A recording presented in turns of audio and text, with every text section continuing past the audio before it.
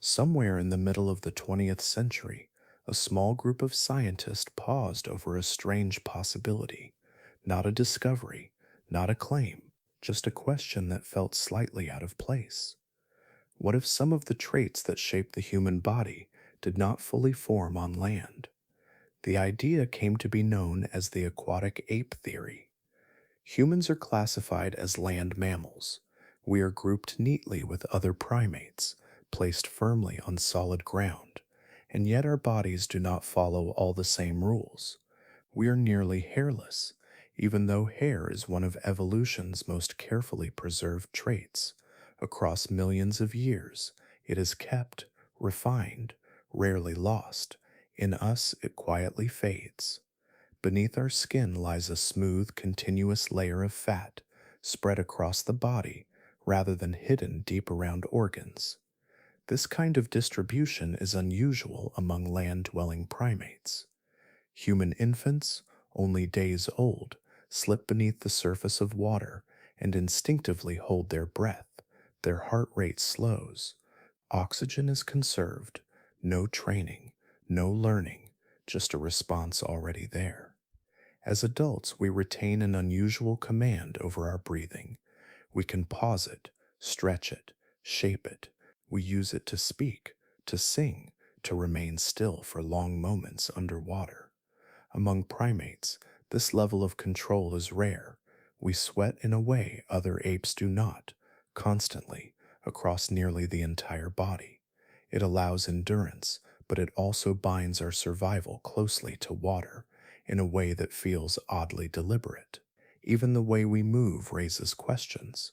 Walking upright costs us energy compared to other apes. We are slower, less stable at speed, and yet when standing or moving through shallow water, that same posture becomes steady, almost effortless. Compared to chimpanzees and gorillas, humans show a noticeable ease around water. We wade, we swim, we forage along rivers and shorelines with a comfort that feels familiar. Each of these traits can be explained on its own, but taken together, they form a pattern that has made some scientists pause. The idea stirs discomfort. It has been debated, criticized, and largely resisted by most scientists. And yet the question that gave rise to it never fully disappeared. So tonight, we'll sit with this uncomfortable question and take a slow, careful look at the science behind it. But before we begin, if you enjoy drifting off with slow, calm, and soothing science stories with no pressure to stay awake, then a like and a subscribe would mean a great deal. It helps this channel grow and helps others find their way here. And if you feel like sharing, let me know where you're listening from tonight and what time it is there. I love seeing how far these gentle explorations travel. So now, take a slow breath. Let your shoulders relax. Now let's begin. Seen side by side, the three bodies tell a story before any names are spoken. One is compact and vertical, built around balance rather than power. The others lean forward, weight carried through knuckles and shoulders, shaped by constant loading. At a distance, the similarity is undeniable. The same skeletal blueprint appears again and again: five-fingered hands, forward-facing eyes, flexible joints, expressive faces. These are marks of shared ancestry, deep and unmistakable, written into bone and muscle long before memory. Up close, the divergencies begin to surface quietly. Chimpanzees and gorillas wear their strength openly. Dense hair coats the body, muscles anchor thickly along the limbs, and the spine forms an arch suited for climbing, pulling, and explosive movement. Their heat regulation relies on shade and rest. Energy is conserved rather than spent. Fat is hidden deep around organs, stored for lean times, but rarely visible beneath the skin. The face projects forward, jaws ready for raw force, and the chest is built for short bursts rather than long rhythms. The human form departs from this pattern in ways that feel subtle at first. then increasingly difficult to ignore. Hair thins and recedes across nearly the entire body. Fat spreads into a smooth layer beneath the skin, blurring muscle outlines and softening contours. Sweat emerges freely and persistently, not reserved for moments of crisis, but used continuously to shed heat. The pelvis narrows and tilts, trading leverage for balance, while the spine stacks upward, one vertebra patiently placed above the next. Even movement follows a different logic. Where other apes climb and spring, humans sway and roll forward, step after step, conserving momentum rather than explosive force.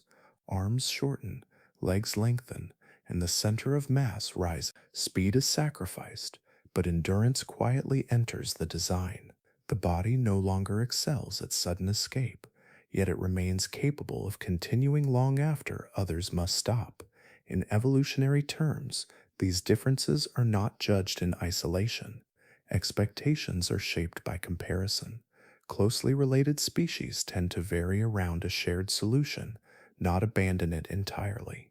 When one lineage departs too far from the pattern, scientists begin to search for pressure strong enough to justify the change.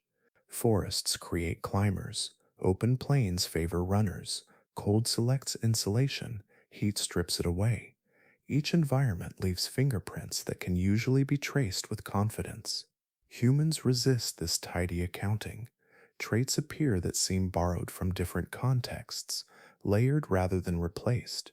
Elements associated with endurance coexist beside vulnerabilities that seem exposed rather than protected. The body looks adapted and unfinished at the same time, familiar yet oddly misaligned with expectation. Placed among other apes, humans do not appear simply specialized. They appear redistributed, as if priorities were rearranged rather than sharpened. This is the discomfort that settles in quietly during comparison, not because the differences are dramatic, but because they align imperfectly with the rules normally used to explain them. From this point forward, the puzzle is no longer abstract. It has shape, scale, and flesh. Curiosity has already taken hold, anchored not by mystery alone, but by the uneasy recognition that the human body sits slightly out of place within its own family. Long before bones and tools entered the discussion, attention settled on the surface itself. Skin was impossible to ignore. It was present in every fossil impression, every living comparison, every glance at a human body beside another ape. Unlike teeth or posture, it did not hide beneath muscle or time. It faced the world directly, thin, exposed, and unusually quiet. In chimpanzees and gorillas, skin serves as a foundation rather than a boundary. It is thick, resilient, and shielded almost everywhere by dense hair. Beneath that cover, the surface endures friction, branches, bites, sun, and rain, with little visible cost. Sensation is muted, where protection is greatest, prioritizing durability over delicacy. Scrapes and heat register late, sometimes not at all, as the body favors survival through resistance. Human skin tells a different story. It is comparatively thin and richly supplied with nerves, responsive to pressure, temperature, and the slightest change in air. Touch lingers longer. Heat announces itself quickly. Cold travels inward without delay. The body feels the environment instead of deflecting it.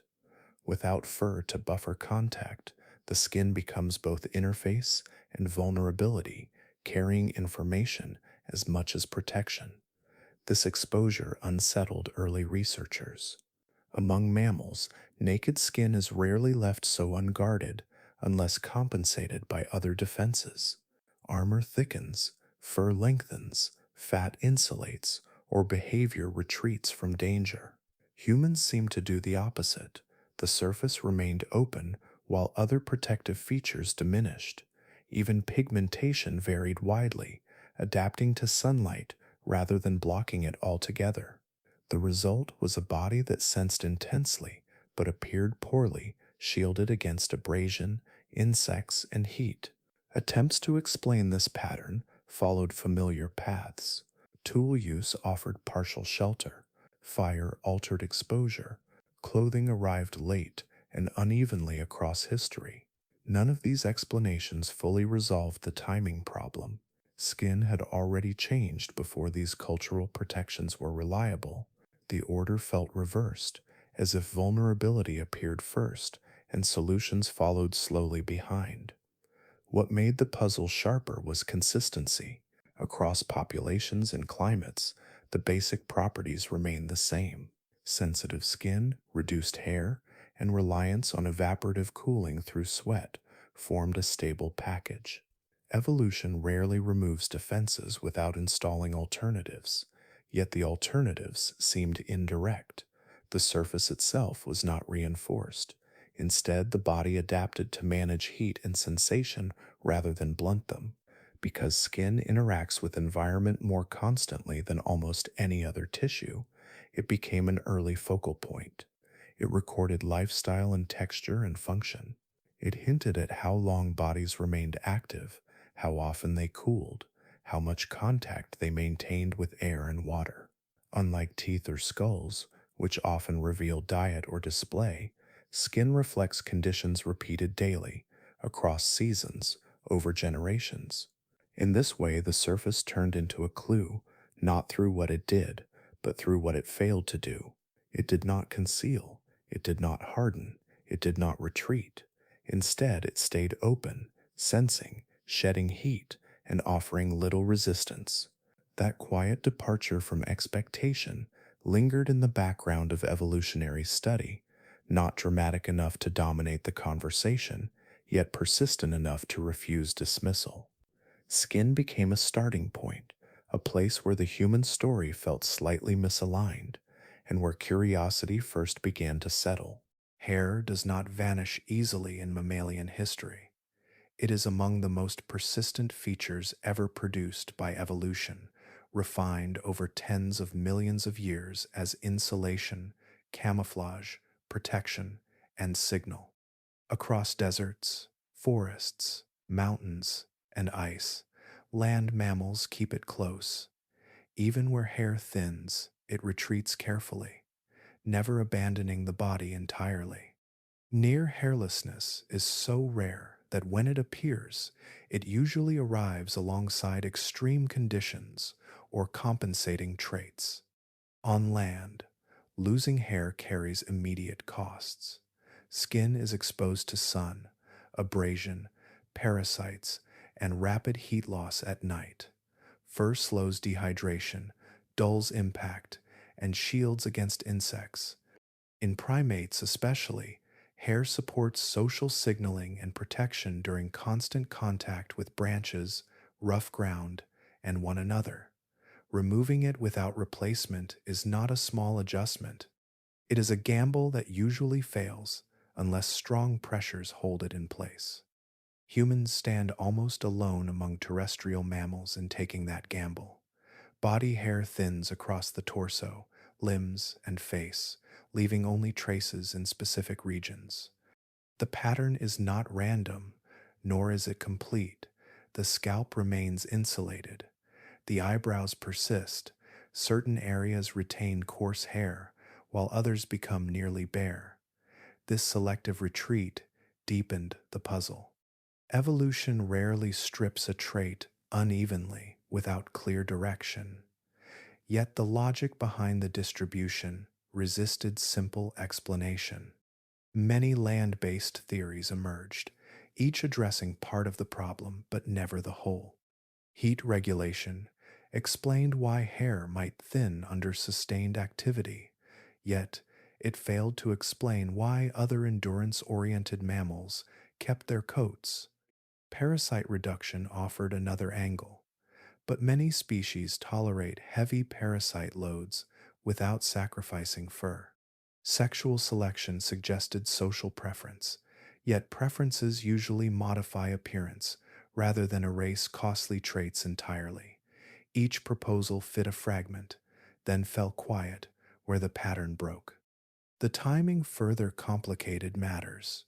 Hair reduction appears early, before clothing, shelter, or controlled fire could reliably offset its dangers. Vulnerability arrived ahead of solutions. This reversal disturbed comfortable assumptions about cause and effect. Traits were expected to follow protection, not precede it. Yet in humans, the surface changed first, leaving generations exposed to consequences that evolution typically avoids. For some researchers, this departure felt not just incomplete, but misplaced. The human body seemed to abandon a proven mammalian strategy without stepping cleanly into another. The result was neither fully adapted to cold nor fully armored against heat. Instead, it leaned into constant regulation, sweating, sensation, and behavioral adjustments rather than physical shielding. Hairlessness did not behave like a land adaptation pushed to an extreme. It behaved like a compromise shaped by pressures that overlapped rather than replaced one another. That sense of wrongness lingered quietly, not as evidence of error, but as a subtle friction against expectation. Hair loss in humans refused to settle comfortably within the usual evolutionary boxes. It neither followed the rules cleanly nor broke them dramatically. It hovered between explanations, persistent and unresolved. In the long catalog of human peculiarities, near hairlessness stood out not because it was dramatic, but because it felt unfinished, a trait shaped by forces still partially obscured, waiting patiently for context that might never arrive. Fat rarely draws attention in evolutionary stories, yet it shapes survival quietly and persistently. It does not announce itself like claws or teeth. It accumulates slowly, storing time rather than strength. In most mammals, its placement follows predictable rules, hidden deep within the body, wrapped around organs where it fuels emergencies and insulates vital systems without altering form. This internal reserve is known as visceral fat. In chimpanzees and gorillas, it dominates the landscape. Energy is stored close to the core, protected beneath muscle and bone, leaving limbs lean and efficient. The outline of the body remains defined by muscle and skeleton rather than softness. Fat appears and disappears with seasons, but it rarely reshapes the surface. The exterior stays optimized for climbing, gripping, and sudden movement. Humans disrupt this arrangement. Much of their fat settles just beneath the skin, forming a continuous layer that spreads across the torso, hips, limbs, and face. This subcutaneous fat alters the body's silhouette, smoothing edges and softening transitions between muscle groups. Even in lean individuals, it remains present, not as a temporary surplus, but as a baseline feature. The body carries its reserves openly, close to air and touch rather than hidden in the abdomen. The distinction is more than cosmetic. Fat placed under the skin behaves differently from fat stored deep inside. It releases energy slowly, buffers temperature changes, and contributes to buoyancy and insulation.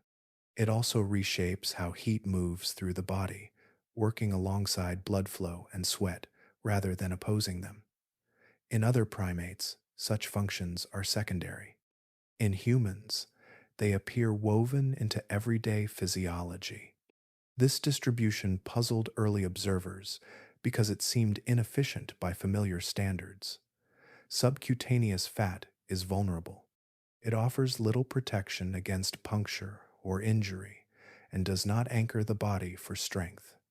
Carrying it across the limbs increases weight without directly improving power or speed. From a strictly terrestrial perspective, it looked like a liability layered atop other vulnerabilities already noted. Comparisons made the contrast sharper. Among primates, sustained subcutaneous fat of this kind is virtually absent. Even species that endure seasonal scarcity retain internal storage patterns. When fat does appear beneath the skin, it usually does so briefly and unevenly.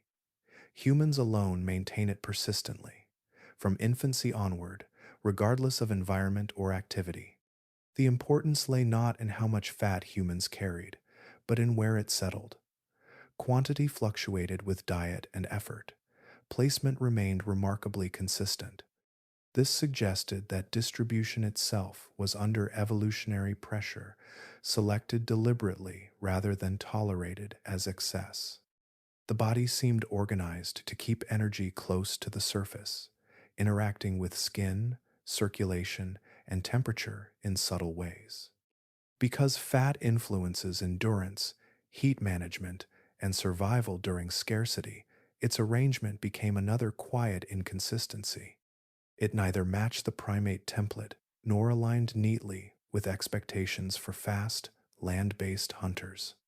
Like other traits already noted, it appeared layered rather than singular, contributing to a form that felt redistributed instead of streamlined.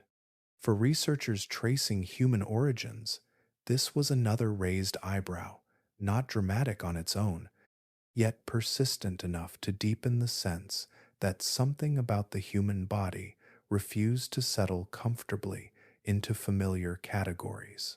Heat leaves the human body in a way that feels almost gentle, carried outward as moisture rather than force. It does not rely on heavy breathing or sudden retreats into shade. Instead, it seeps steadily through the skin, spreading across the surface until it can slip quietly into the air. This process unfolds continuously, often unnoticed, shaping how the body moves through the world, minute by minute. The machinery behind this release lies in the sweat glands.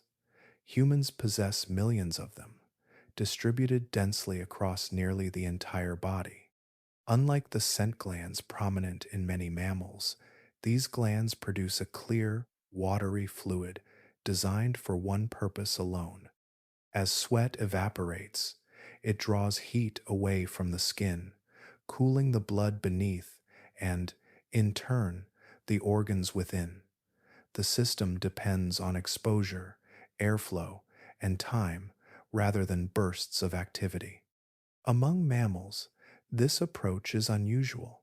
Most species rely on episodic cooling.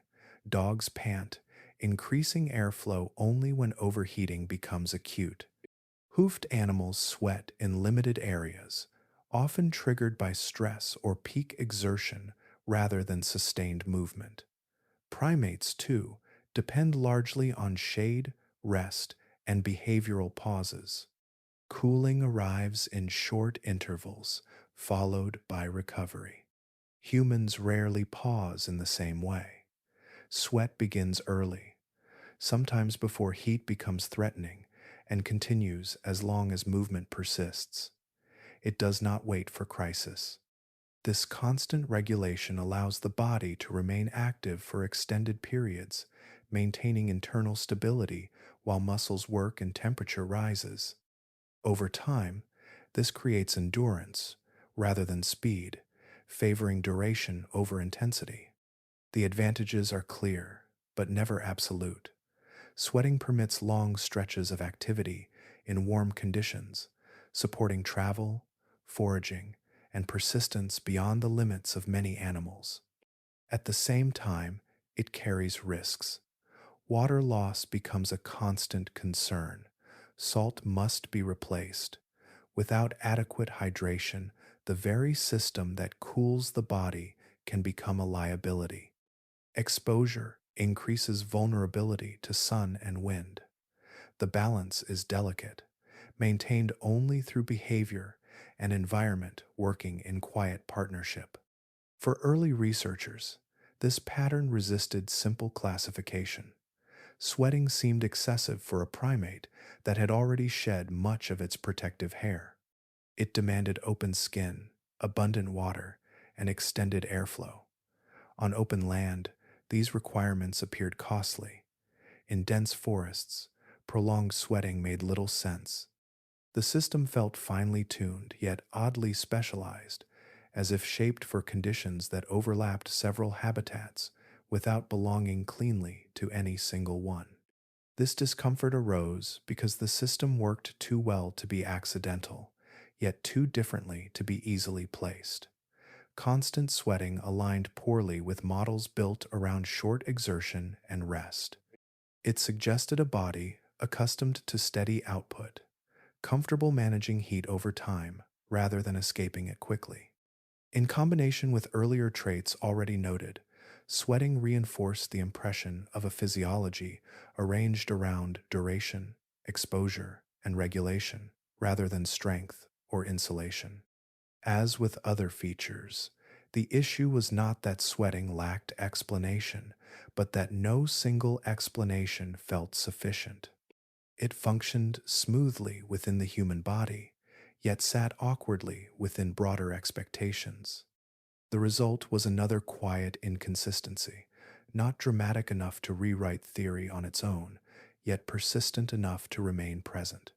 Heat left the human body differently, and with it lingered the sense that the path shaping that difference had followed contours still only partially visible. Breathing usually unfolds beyond awareness, guided by rhythms set deep within the brain. In most mammals, it proceeds without permission or interruption, expanding and contracting the chest in steady cycles tuned to movement, temperature, and rest. The body decides when air is needed and takes it without consultation. Life depends on this reliability, and evolution guards it carefully.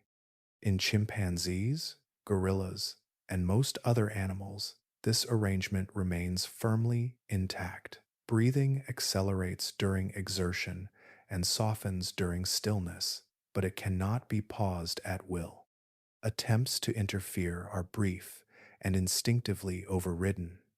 The nervous system reasserts control quickly, preserving oxygen flow above all other concerns. This automatic pattern allows attention to remain focused on survival tasks rather than internal regulation. Humans follow the same foundation, yet a quiet divergence emerges. Breathing remains automatic, but it also becomes accessible. Air can be held, released slowly, shaped, timed, and resumed deliberately. This access does not replace the reflex, but it overlays it, allowing momentary negotiation with a system usually beyond conscious reach. The body listens, briefly, to intention. This capacity is unusual not only among primates, but across mammals. Conscious breath control requires tolerance for rising carbon dioxide and the ability to delay instinctive response. It demands a nervous system capable of balancing will and reflex without tipping into danger. In most species, such balance offers little advantage and significant risk. Interfering with breathing threatens the most basic function of life. In humans, this interference becomes foundational. Speech depends on it. Sound is shaped by breath held and released in measured pulses, coordinated precisely with lips, tongue, and throat. Words require restraint as much as motion.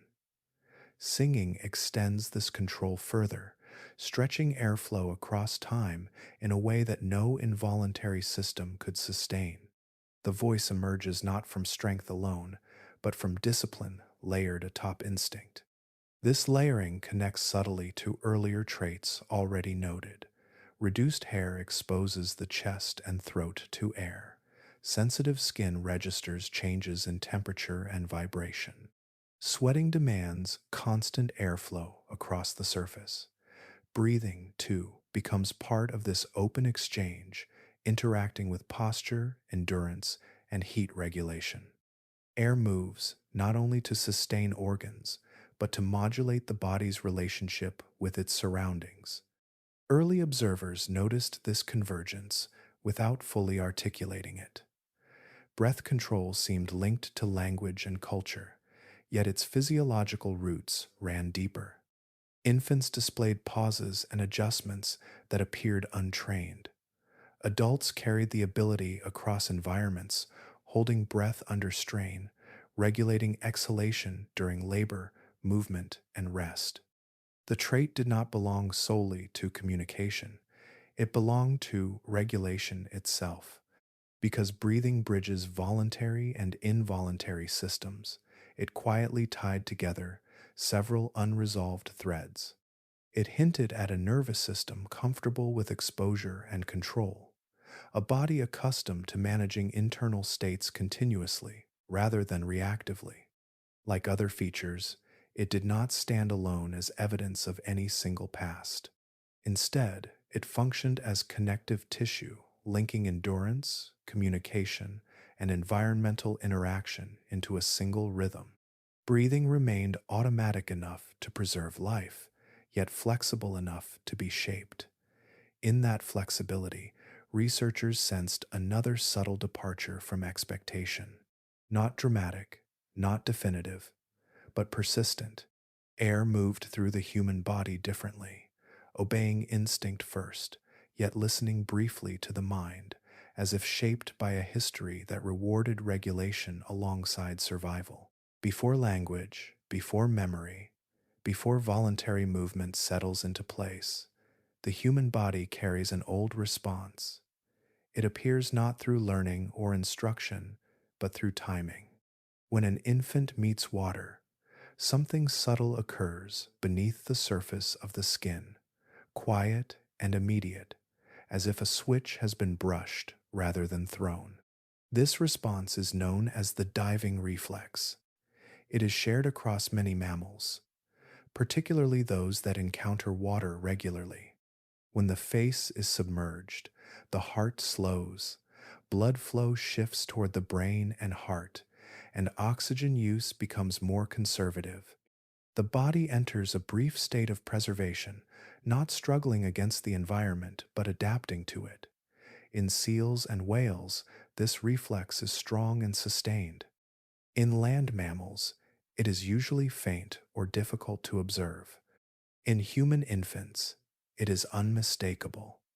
Newborns submerged briefly show a pronounced slowing of heart rate, coordinated breath holding, and controlled use of oxygen.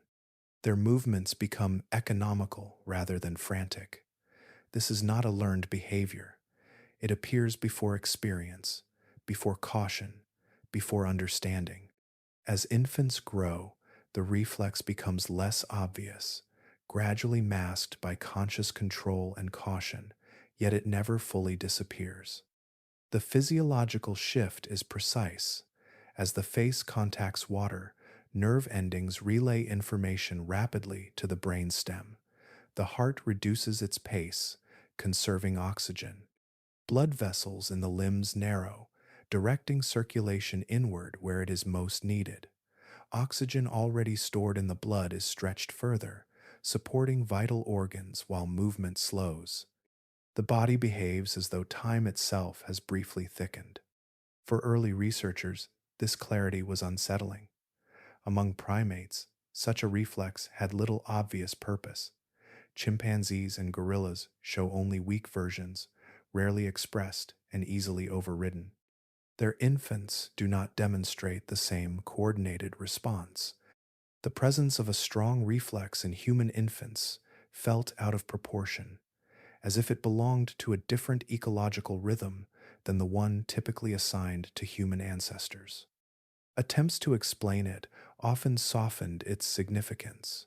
Some framed it as a general mammalian remnant, harmless and incidental. Others suggested it was exaggerated by observation, shaped by expectation rather than biology. Yet repeated measurements confirmed its consistency. Heart rate slowed reliably. Oxygen conservation followed a familiar pattern. The reflex was real, measurable, and difficult to dismiss. What made it linger in discussion was not its existence, but its timing. It appeared at birth, before speech, before culture, before learned fear. It aligned quietly with earlier traits already described: sensitive skin, altered breathing control, an unusual relationship with temperature and exposure. Each on its own invited explanation. Together, they formed a loose constellation that resisted being reduced to coincidence. The infant diving reflex never proved any sweeping claim. It did something more subtle. It introduced doubt about what was considered normal. It suggested that certain responses arrived early in the human body, prior to environment or instruction, woven into development itself. For thinkers tracing the path of human evolution, this reflex remained a gentle disturbance, not loud enough to command attention, yet persistent enough to remain present, like a memory carried by the body before the mind has learned how to name it. Balance begins high in the body, not at the feet. When humans stand upright, weight rises above the hips and settles along a narrow column of bone and muscle. The spine curves gently to keep the head aligned over the pelvis, and the legs move like pendulums beneath. This arrangement is elegant in stillness, yet it carries a price once motion begins. Compared to four-limbed movement, upright walking is not built for speed. Each step demands careful control to prevent collapse. Muscles work continuously to stabilize joints rather than propel the body forward. There is no spring-powered dash, no explosive burst that quickly clears ground. Energy spreads across many small adjustments, measured and constant. Over short distances, this design is inefficient. Faster movement requires greater effort, and abrupt changes in direction strain balance. The energetic cost follows this pattern. Walking upright asks the body to lift and catch itself repeatedly, using muscles that rarely rest. The center of mass rises and falls with each stride, converting energy into motion and then losing part of it to gravity. In quadrupeds, the load is shared across more limbs, and momentum flows forward with less interruption. For humans, progress is steadier but more expensive, trading speed for persistence. This trade puzzled early observers. On open land, selection often favors efficiency and escape. Predators accelerate, prey scatter. Bipedalism seemed to abandon these advantages without obvious compensation. The body appeared slower, more exposed, and less capable of sudden flight.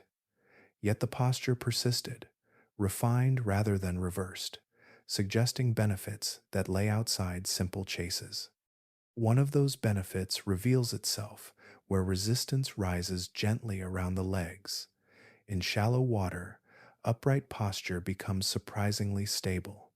The widened stance and elevated torso reduce drag on the chest and head. Water pushes evenly against the legs, slowing movement but also dampening imbalance. Each step gains purchase through the resistance itself, allowing controlled movement where four-limbed forms struggle to lift and place limbs without disruption. This stability does not transform humans into swimmers or waders by design, yet it offers a subtle advantage. Where footing is uncertain and resistance surrounds the lower body, upright balance requires fewer adjustments than expected. The head remains clear, the eyes stay oriented, hands remain free. The same mechanics that burden speed on land support control in mixed environments where solid ground and water meet. Early discussions of human origins return to this contrast often. Bipedalism did not read as a clean land adaptation.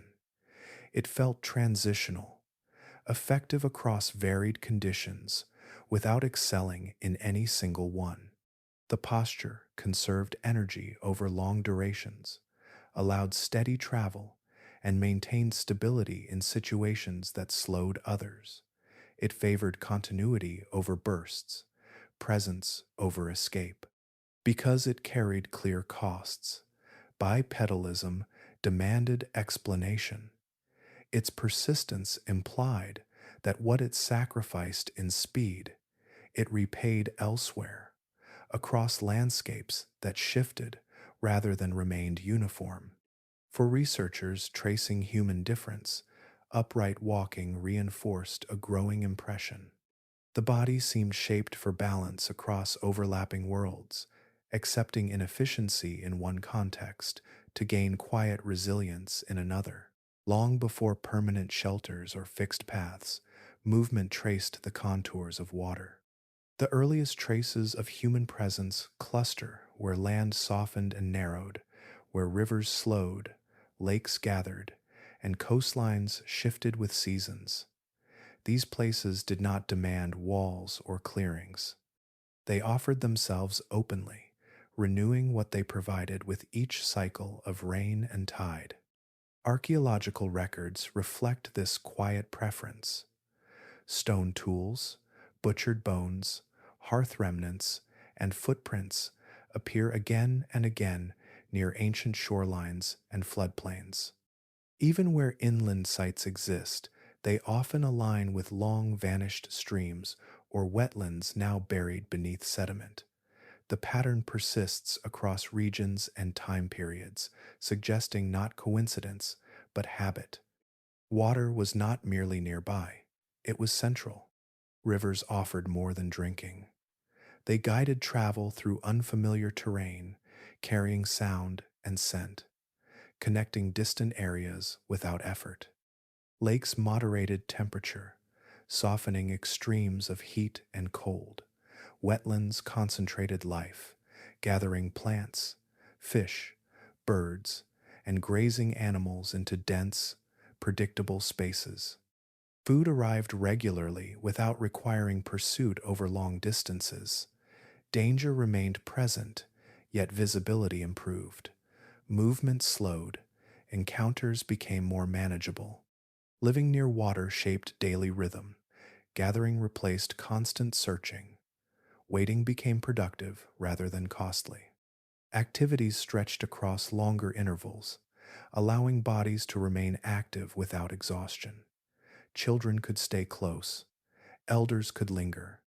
The environment absorbed some of the strain that open land imposed.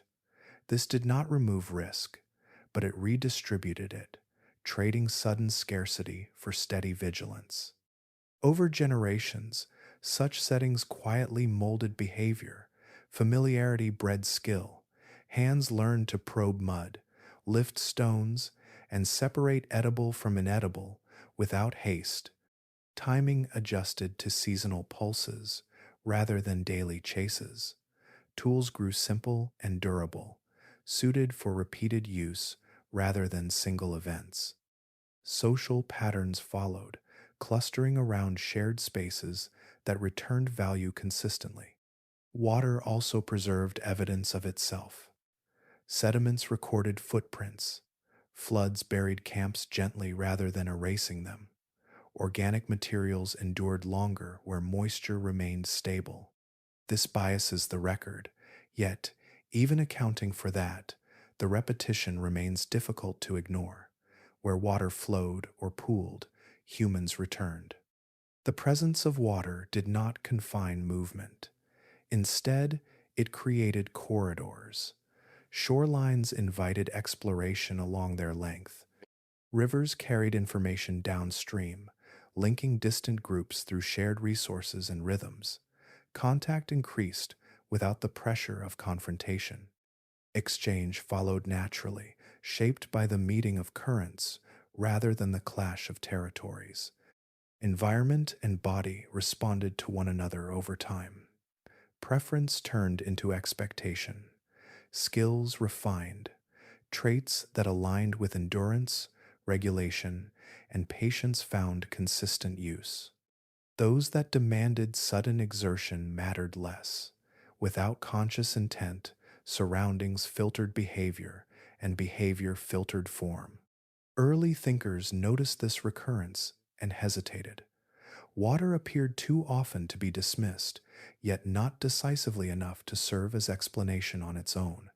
It lingered as context rather than cause, shaping daily life without dominating it. In this quiet proximity, water left its mark not through drama, but through repetition.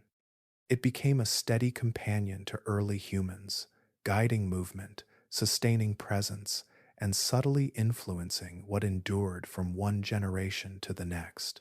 The idea did not arrive with spectacle. It entered the conversation softly, almost hesitantly, carried in papers and discussions that avoided grand claims. In the middle of the 20th century, a few researchers paused over the growing list of human peculiarities and allowed a thought to surface that had lingered unnamed. They did not present it as an answer, but as a lens.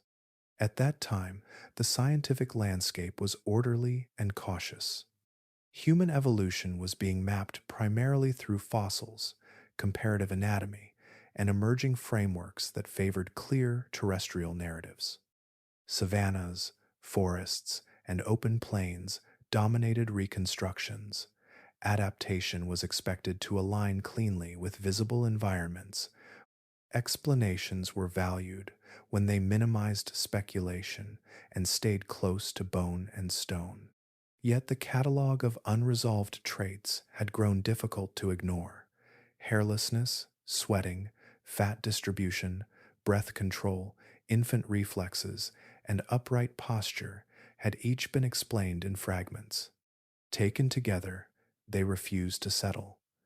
The aquatic ape idea emerged not from fascination with water, but from frustration with incomplete fits.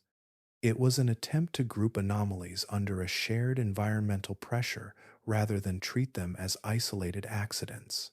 The proposal suggested that some phase of human ancestry involved prolonged interaction with water, not a transformation into aquatic mammals, but a lifestyle shaped near shorelines and wetlands. This framing offered a context in which several traits could coexist without contradiction. It was not meant to replace existing models, but to account for features that existing models struggled to integrate smoothly. Its timing amplified its impact. Evolutionary biology was tightening its standards, emphasizing testable hypotheses and skepticism toward narratives that leaned heavily on analogy. Water, with its shifting shorelines and poor fossil record, felt methodologically slippery. Evidence was difficult to preserve, difficult to locate, and difficult to isolate. Introducing it as a significant influence challenged the discipline's growing preference for solid ground. The idea also unsettled emotionally. Human origins touch identity as much as anatomy, suggesting an unfamiliar setting, especially one associated with vulnerability and exposure, carried an implicit disruption. It nudged the human story away from dominant images of hunters and toolmakers and toward quieter, less heroic scenes. For some, this felt like an erosion of clarity rather than an expansion of understanding. Reaction came swiftly. Critics pointed out gaps, warned against selective reasoning, and emphasized the absence of decisive fossils. Supporters framed it carefully as a heuristic rather than a claim.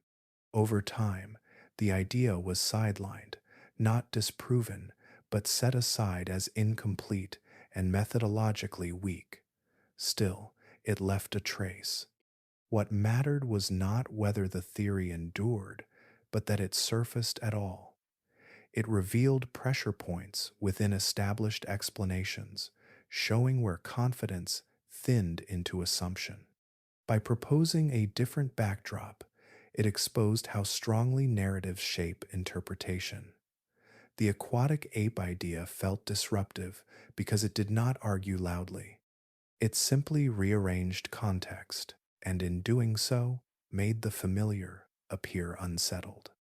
From that moment onward, the idea lingered at the margins of discussion, rarely embraced, never fully erased.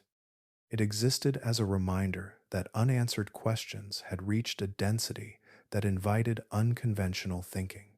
The proposal marked not a turning point in conclusion, but a pause in certainty, a brief opening where discomfort was allowed to speak. Resistance did not arise from hostility alone. It emerged from method. Paleoanthropology is a discipline built on fragments, on partial bones, and scattered traces pressed into stone. Because evidence is scarce and time immense, the field learned caution early. Hypotheses are weighed not by elegance, but by restraint. A good idea is expected to explain little at first and prove itself slowly through accumulation. Within that framework, proposals are judged by how directly they engage material evidence. Fossils, sediments, cut marks, wear patterns, and dates form the backbone of credibility. Environments are inferred from pollen and isotope ratios, not from analogy alone. When a hypothesis leans heavily on comparison or narrative coherence, it enters uncertain ground. The aquatic ape idea occupied that ground from the beginning. Extraordinary claims demand extraordinary evidence, not as a slogan, but as a protective rule. Human evolution already carries enough uncertainty to invite speculation. Suggesting a significant shift in ancestral environment raised the burden of proof sharply. It was not enough for the idea to feel explanatory. It needed to produce predictions that could be tested against fossils and landscapes, preferably inland and preserved. Water complicated that demand. Shorelines shift, wetlands vanish, coastal sites submerge or erode. Fossils are less likely to form and less likely to survive. This absence created an uneven playing field. Supporters pointed to gaps as expected consequences of watery environments.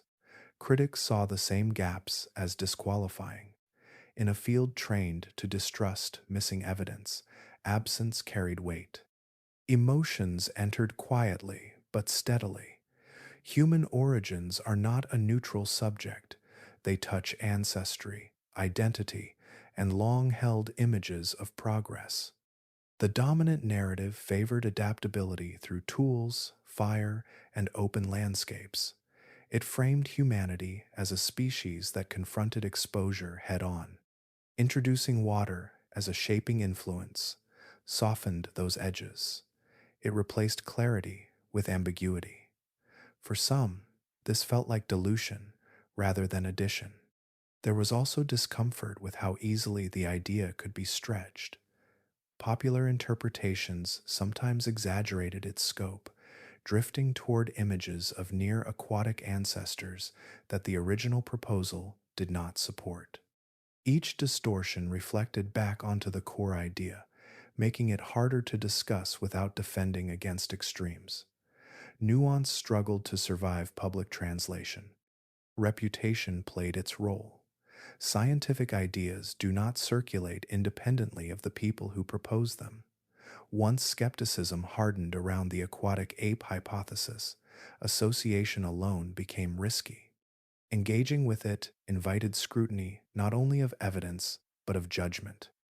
Younger researchers avoided it, senior figures dismissed it briefly.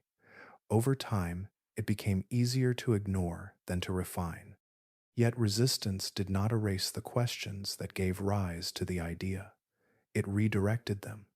Traits continued to be studied individually, folded into alternative explanations that aligned more comfortably with existing frameworks.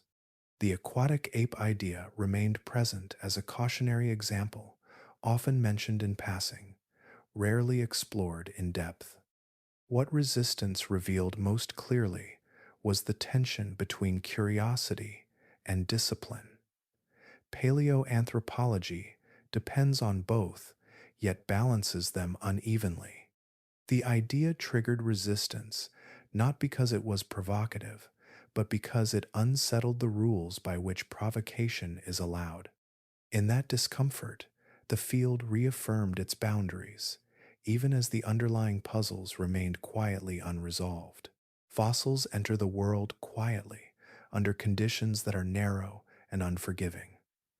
Most living things vanish without trace, broken down by weather, scavengers, and time. For preservation to occur, Remains must be buried quickly, sealed away from oxygen, and left undisturbed long enough for minerals to replace what once lived. Even then, survival is uncertain. Fossilization is not a record of life as it was lived, but of moments spared from erasure. Because of this, the fossil record favors particular settings. Dry floodplains, volcanic ash layers, and sediment-rich riverbanks capture bodies more readily than dynamic coastlines. Places that remain stable long enough to accumulate layers tend to preserve history. Places that shift, flood, or erode repeatedly do not. Over deep time, the Earth edits its own memory. Aquatic and coastal environments are especially unforgiving. Shorelines migrate as sea levels rise and fall. Waves scatter bone and sediment alike. Soft tissues dissolve quickly in salt water. Wetlands compress, drain, and vanish. Even when remains are buried, they are often later destroyed by erosion or carried far from their origin. What survives rarely stays where it formed.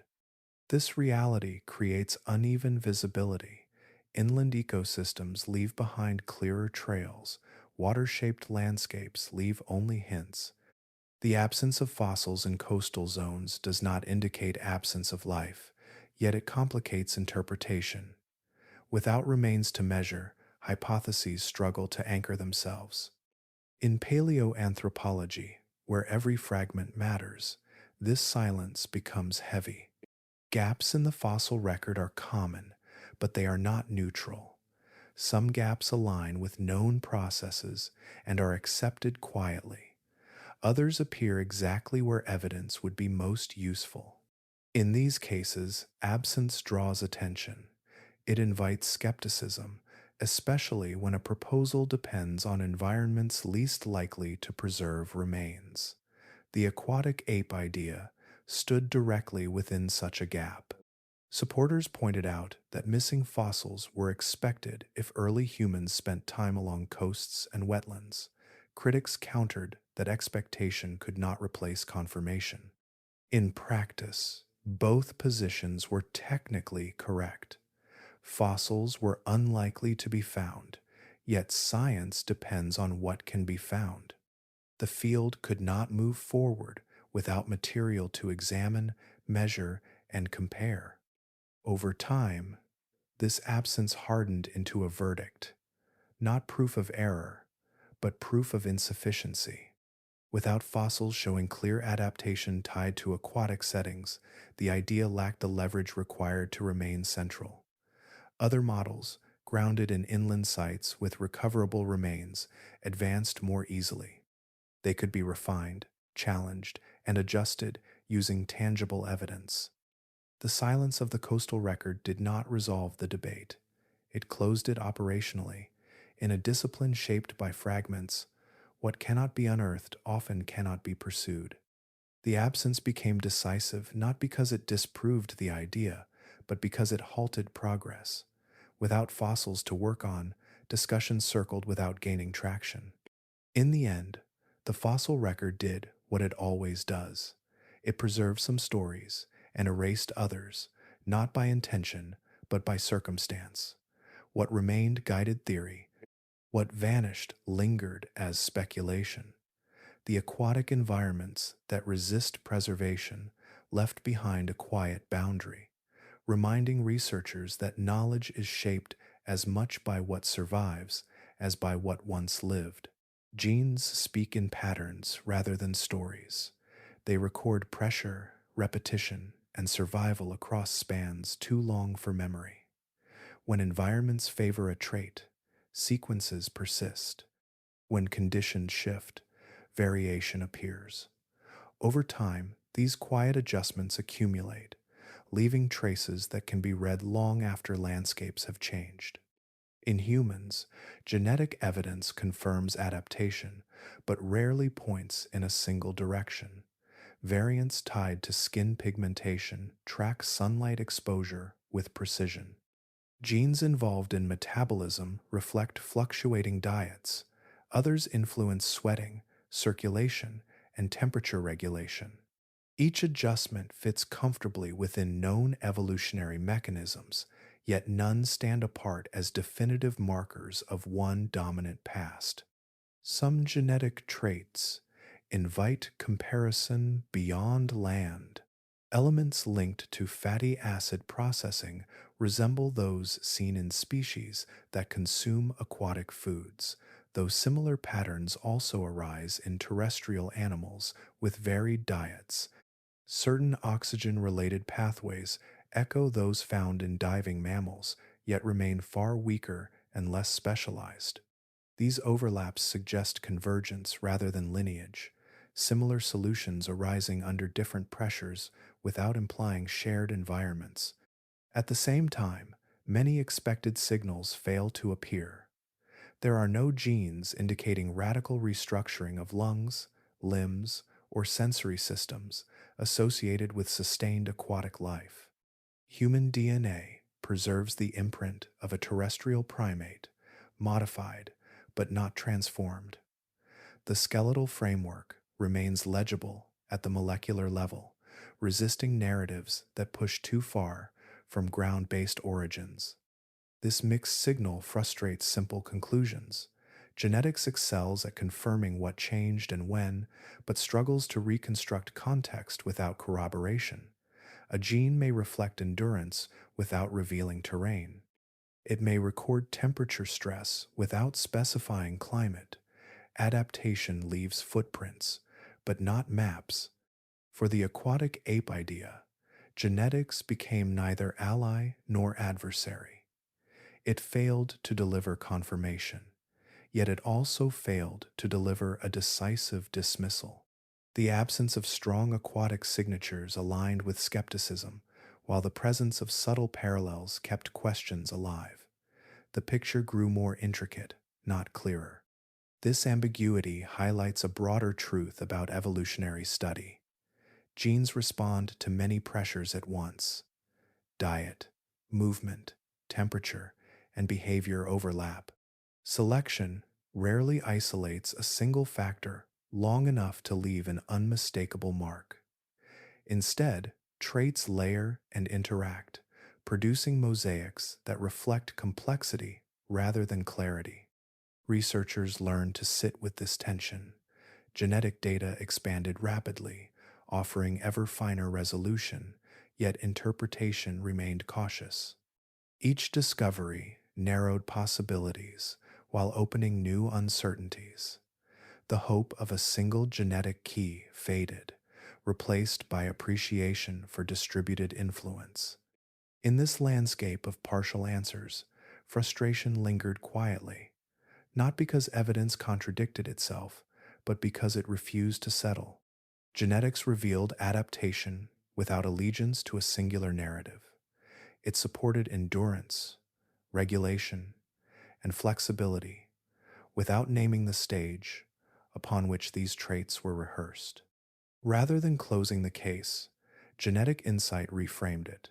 Human evolution appeared less like a straight path and more like an overlapping set of responses, shaped by shifting conditions that left uneven marks. The aquatic ape idea remained present as one lens among many, neither vindicated nor erased, suspended within a genome that spoke clearly about change, yet softly about the reasons behind it. Evolution rarely offers a single cause for any lasting change. More often, it layers pressures until form bends slowly in response. In the case of human traits already traced, several land-based explanations emerged that fit portions of the evidence without invoking unfamiliar environments. Each carried weight on its own, and together they formed a network of influence rather than a solitary path. One of the earliest frameworks centered on endurance hunting. Humans, though slower than many animals, can sustain movement for long periods. Sweating supports this ability by releasing heat steadily as muscles work. In open landscapes, persistence matters more than speed. An animal that cannot outrun prey in bursts can still outlast it under the sun. This model accounts for reduced body hair, extensive sweat glands, and an upright posture that favors steady travel over explosive motion. Heat regulation offers another thread. As forests opened into grasslands, exposure increased. Shade grew scarce. Bodies that dissipated heat efficiently gained advantage. Thinner hair, increased sweating, and vascular control near the skin all support temperature management in such settings. These adaptations need not arise from water-based activity. Dry heat alone can sculpt similar responses over enough generations. Diet adds further complexity. Changes in food availability influence both physiology and behavior. Access to calorie-dense resources supports brain growth, while varied diets demand flexibility in digestion and foraging strategy. Shifts toward higher quality food sources reduce time spent feeding and increase energy available for cognition and social development. This framework aligns with changes in dentition, gut proportions, and neurological expansion without requiring a single dominant habitat. Each of these explanations fits comfortably within established evolutionary models. None demand extraordinary assumptions. They rely on pressures that are well documented and frequently observed in other species. Yet each explains only part of the pattern. Endurance hunting addresses sweating and posture, but less so infant reflexes. Heat regulation clarifies hair loss, but not fat distribution. Diet supports brain expansion, but does not account for breathing control. The difficulty lies not in choosing among them, but in recognizing their overlap. Traits rarely evolve in isolation. Selection acts on bodies experiencing multiple demands simultaneously. A feature shaped initially for one purpose can later serve another. Sweating may begin as heat regulation and later support endurance. Fat distribution may buffer energy and temperature at once. Breathing control may aid both exertion and communication. When viewed this way, similarity no longer requires singular cause. Different pressures can converge on comparable solutions. What appears puzzling under a narrow lens becomes expected under a broader one. The human body reflects cumulative negotiation rather than clean optimization, shaped by landscapes, diets, social structures, and movement patterns that shifted over time. This perspective softened earlier debates without resolving them. It explained why no single explanation felt sufficient and why multiple partial explanations coexisted without contradiction. Human traits began to look less like evidence of one unusual chapter and more like the residue of many ordinary ones layered together. In this light, the aquatic ape idea lost its urgency but retained its relevance. It highlighted gaps where existing explanations overlapped imperfectly. Alternative models filled many of those gaps, though rarely all at once. The story of human evolution remained complex, not because answers were absent, but because they arrived from many directions, shaping the same traits through different pressures, leaving behind a form that carries echoes of more than one path. Calories change more than bodies. They change time. Along shorelines, food arrives differently than it does inland. Tides expose and conceal. Seasons adjust abundance without erasing it. This rhythm alters how energy is gathered and how often it fails. For early humans, such consistency carried quiet consequences. Coastal environments concentrate nutrients that are otherwise scattered. Shellfish, fish, sea plants, and shoreline animals provide dense sources of fats, minerals, and proteins. Among these, certain long-chain fatty acids play a subtle role. They support neural tissue, cellular membranes, and signaling within the brain. These compounds are not exclusive to aquatic food, but near water they appear together reliably and in usable quantities. Archaeological traces reflect this proximity. Cut-marked shells, fish bones, and coastal tools appear at sites once bordering ancient seas, estuaries, and lakes. Many of these landscapes are now submerged, their evidence thinned by rising water and sediment. What remains suggests use rather than dependence. Seafood enters the record not as an emergency resource, but as a familiar one, gathered repeatedly across time. Diet influences more than survival, it shapes development. A steady intake of high quality nutrients reduces the energy cost of growing tissue. When food delivers more value per effort, time is freed. Childhood lengthens, learning stretches outward, social bonds deepen as groups remain together longer. These shifts do not require sudden abundance, only reduced uncertainty. Brain expansion follows such conditions unevenly. Neural tissue is expensive. It demands constant fuel and protection from fluctuation. Environments that support dependable energy flow make investment in cognition less risky. Over generations, this stability can favor brains that grow larger, reorganize, and specialize. Food becomes a quiet architect of possibility. Shoreline diets alone do not explain human cognition, yet they interact with other pressures. Tool use improves access to resources, cooperation increases return, memory becomes valuable where timing matters. Communication strengthens coordination. Each of these traits feeds back into dietary success, reinforcing a cycle that rewards flexibility and foresight. What stands out is timing. Changes in brain size and complexity do not align neatly with any single environmental shift. Instead, they emerge gradually, alongside varied subsistence strategies. Coastal resources appear during key intervals, offering nutritional support without demanding ecological commitment. Humans did not leave land, they expanded their menu. This expansion complicates simple narratives. The brain was not driven by one food source or one habitat. It responded to improved energy economics wherever they arose. Shorelines provided one such setting, dense with nutrients and rhythmically renewed. They did not replace inland life, but complemented it. In this way, food reshaped cognition by altering constraints rather than goals. It made exploration less costly and learning more durable. It supported endurance not only in movement, but in thought. The result was not immediate transformation, but cumulative change expressed slowly across generations. Coastal diets fit into the larger mosaic without commanding it.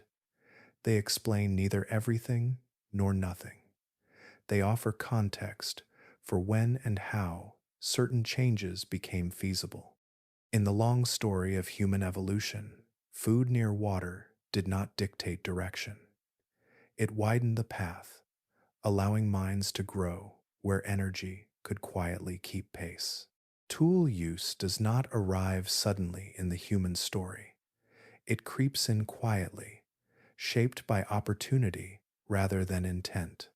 Near the water's edge, resources present themselves in ways that reward patience and curiosity more than force. Stones lie exposed, shells cluster predictably. The ground offers resistance without concealment. In these settings, the hand begins to test what it can do. Early foraging here favors probing rather than pursuit. Shallow water slows movement and reveals what hides beneath. Fish dart, but cannot vanish entirely. Shellfish remain anchored, defenseless once located. Plants rooted in mud can be loosened with leverage rather than strength. Food becomes accessible through manipulation rather than speed, inviting repeated interaction with objects already present. Shellfish gathering illustrates this shift clearly. Clams, mussels, and snails require little chase, but they do demand access. Cracking, prying, and scraping become useful actions. Stones picked up for balance double as weights. Sharp edges appear by chance when rocks fracture. Without planning, tools emerge as extensions of the hand, used briefly, discarded, then rediscovered. Simple tools thrive in shallow water because consequences are softened. Failure is rarely costly. Dropped objects can be retrieved. Missed strikes do not trigger flight over long distances.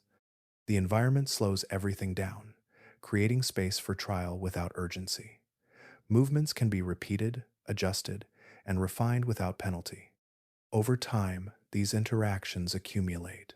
The hand learns the difference between edges that cut and surfaces that bruise.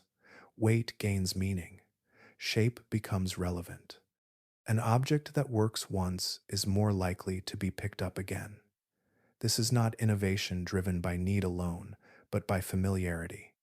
The environment invites engagement rather than discouraging it. Such settings also promote sharing.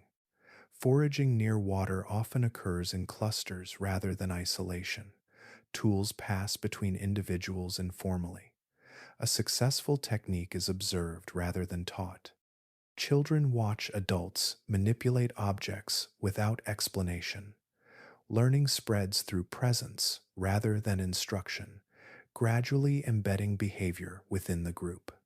The rise of innovation here is slow and uneven. Tools do not become complex quickly.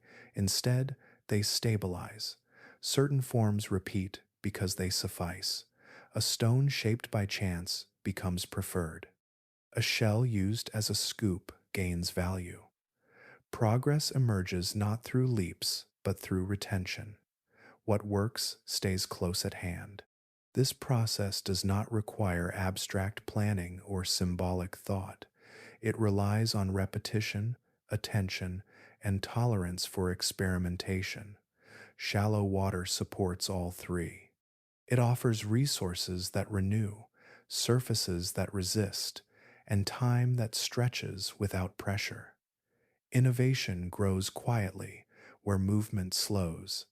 Over generations, these small adjustments matter.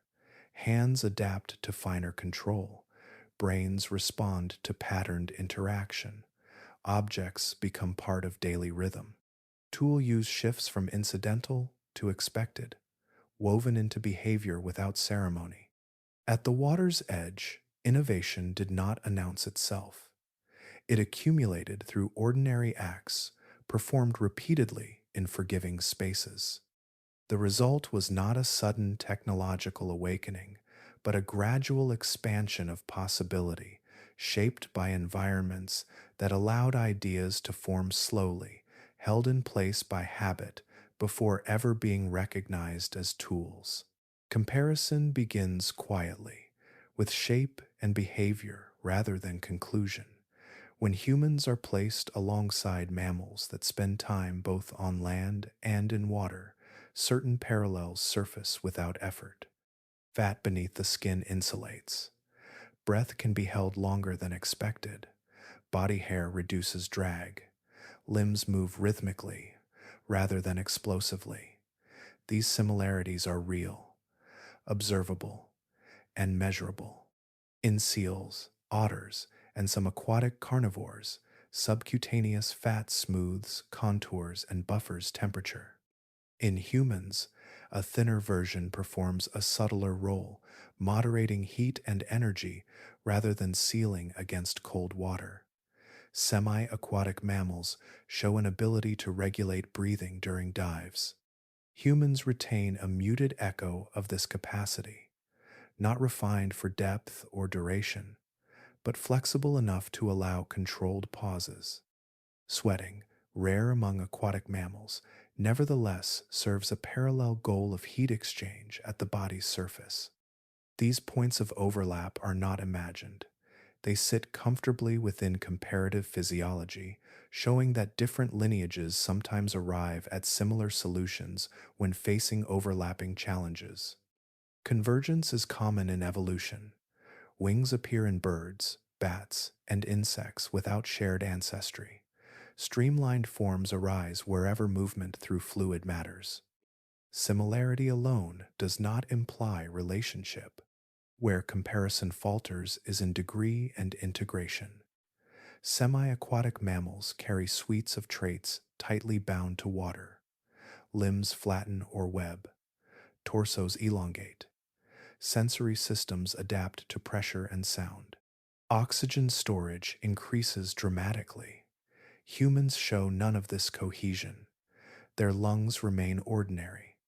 Their limbs retain terrestrial proportions. Their joints favor walking rather than paddling.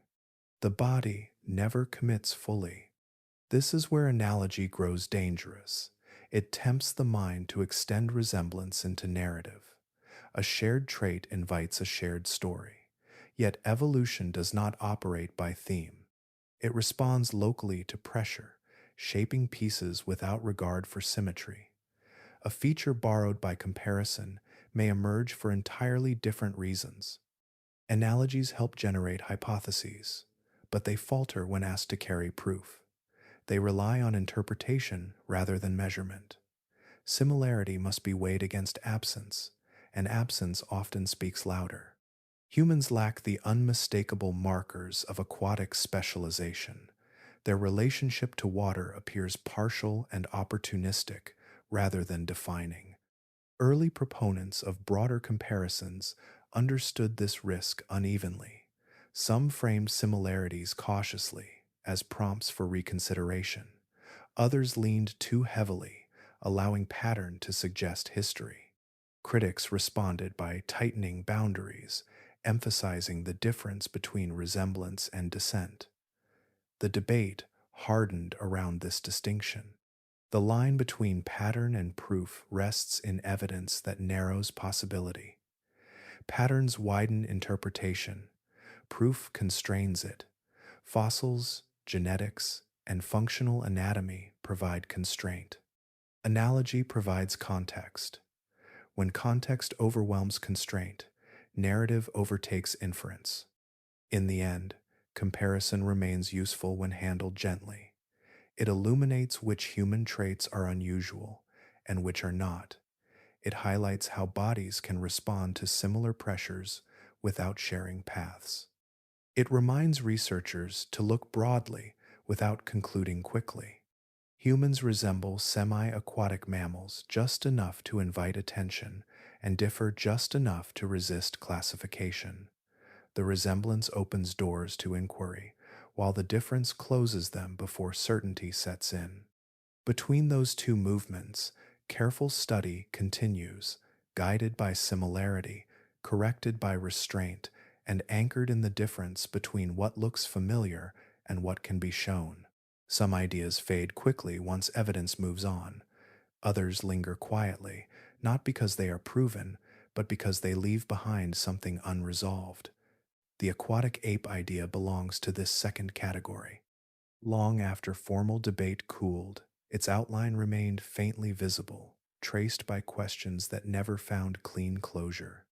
Those questions gathered around traits that resisted neat alignment: hair loss, sweating, fat distribution, breathing control, infant reflexes, and posture each found partial explanation within land-based models, yet none settled fully. Each trait fit somewhere, but rarely everywhere. Together, they formed a pattern that could be explained but not reduced. The theory persisted less as a solution and more as a placeholder for discomfort. Science revisits such places not out of nostalgia, but out of necessity.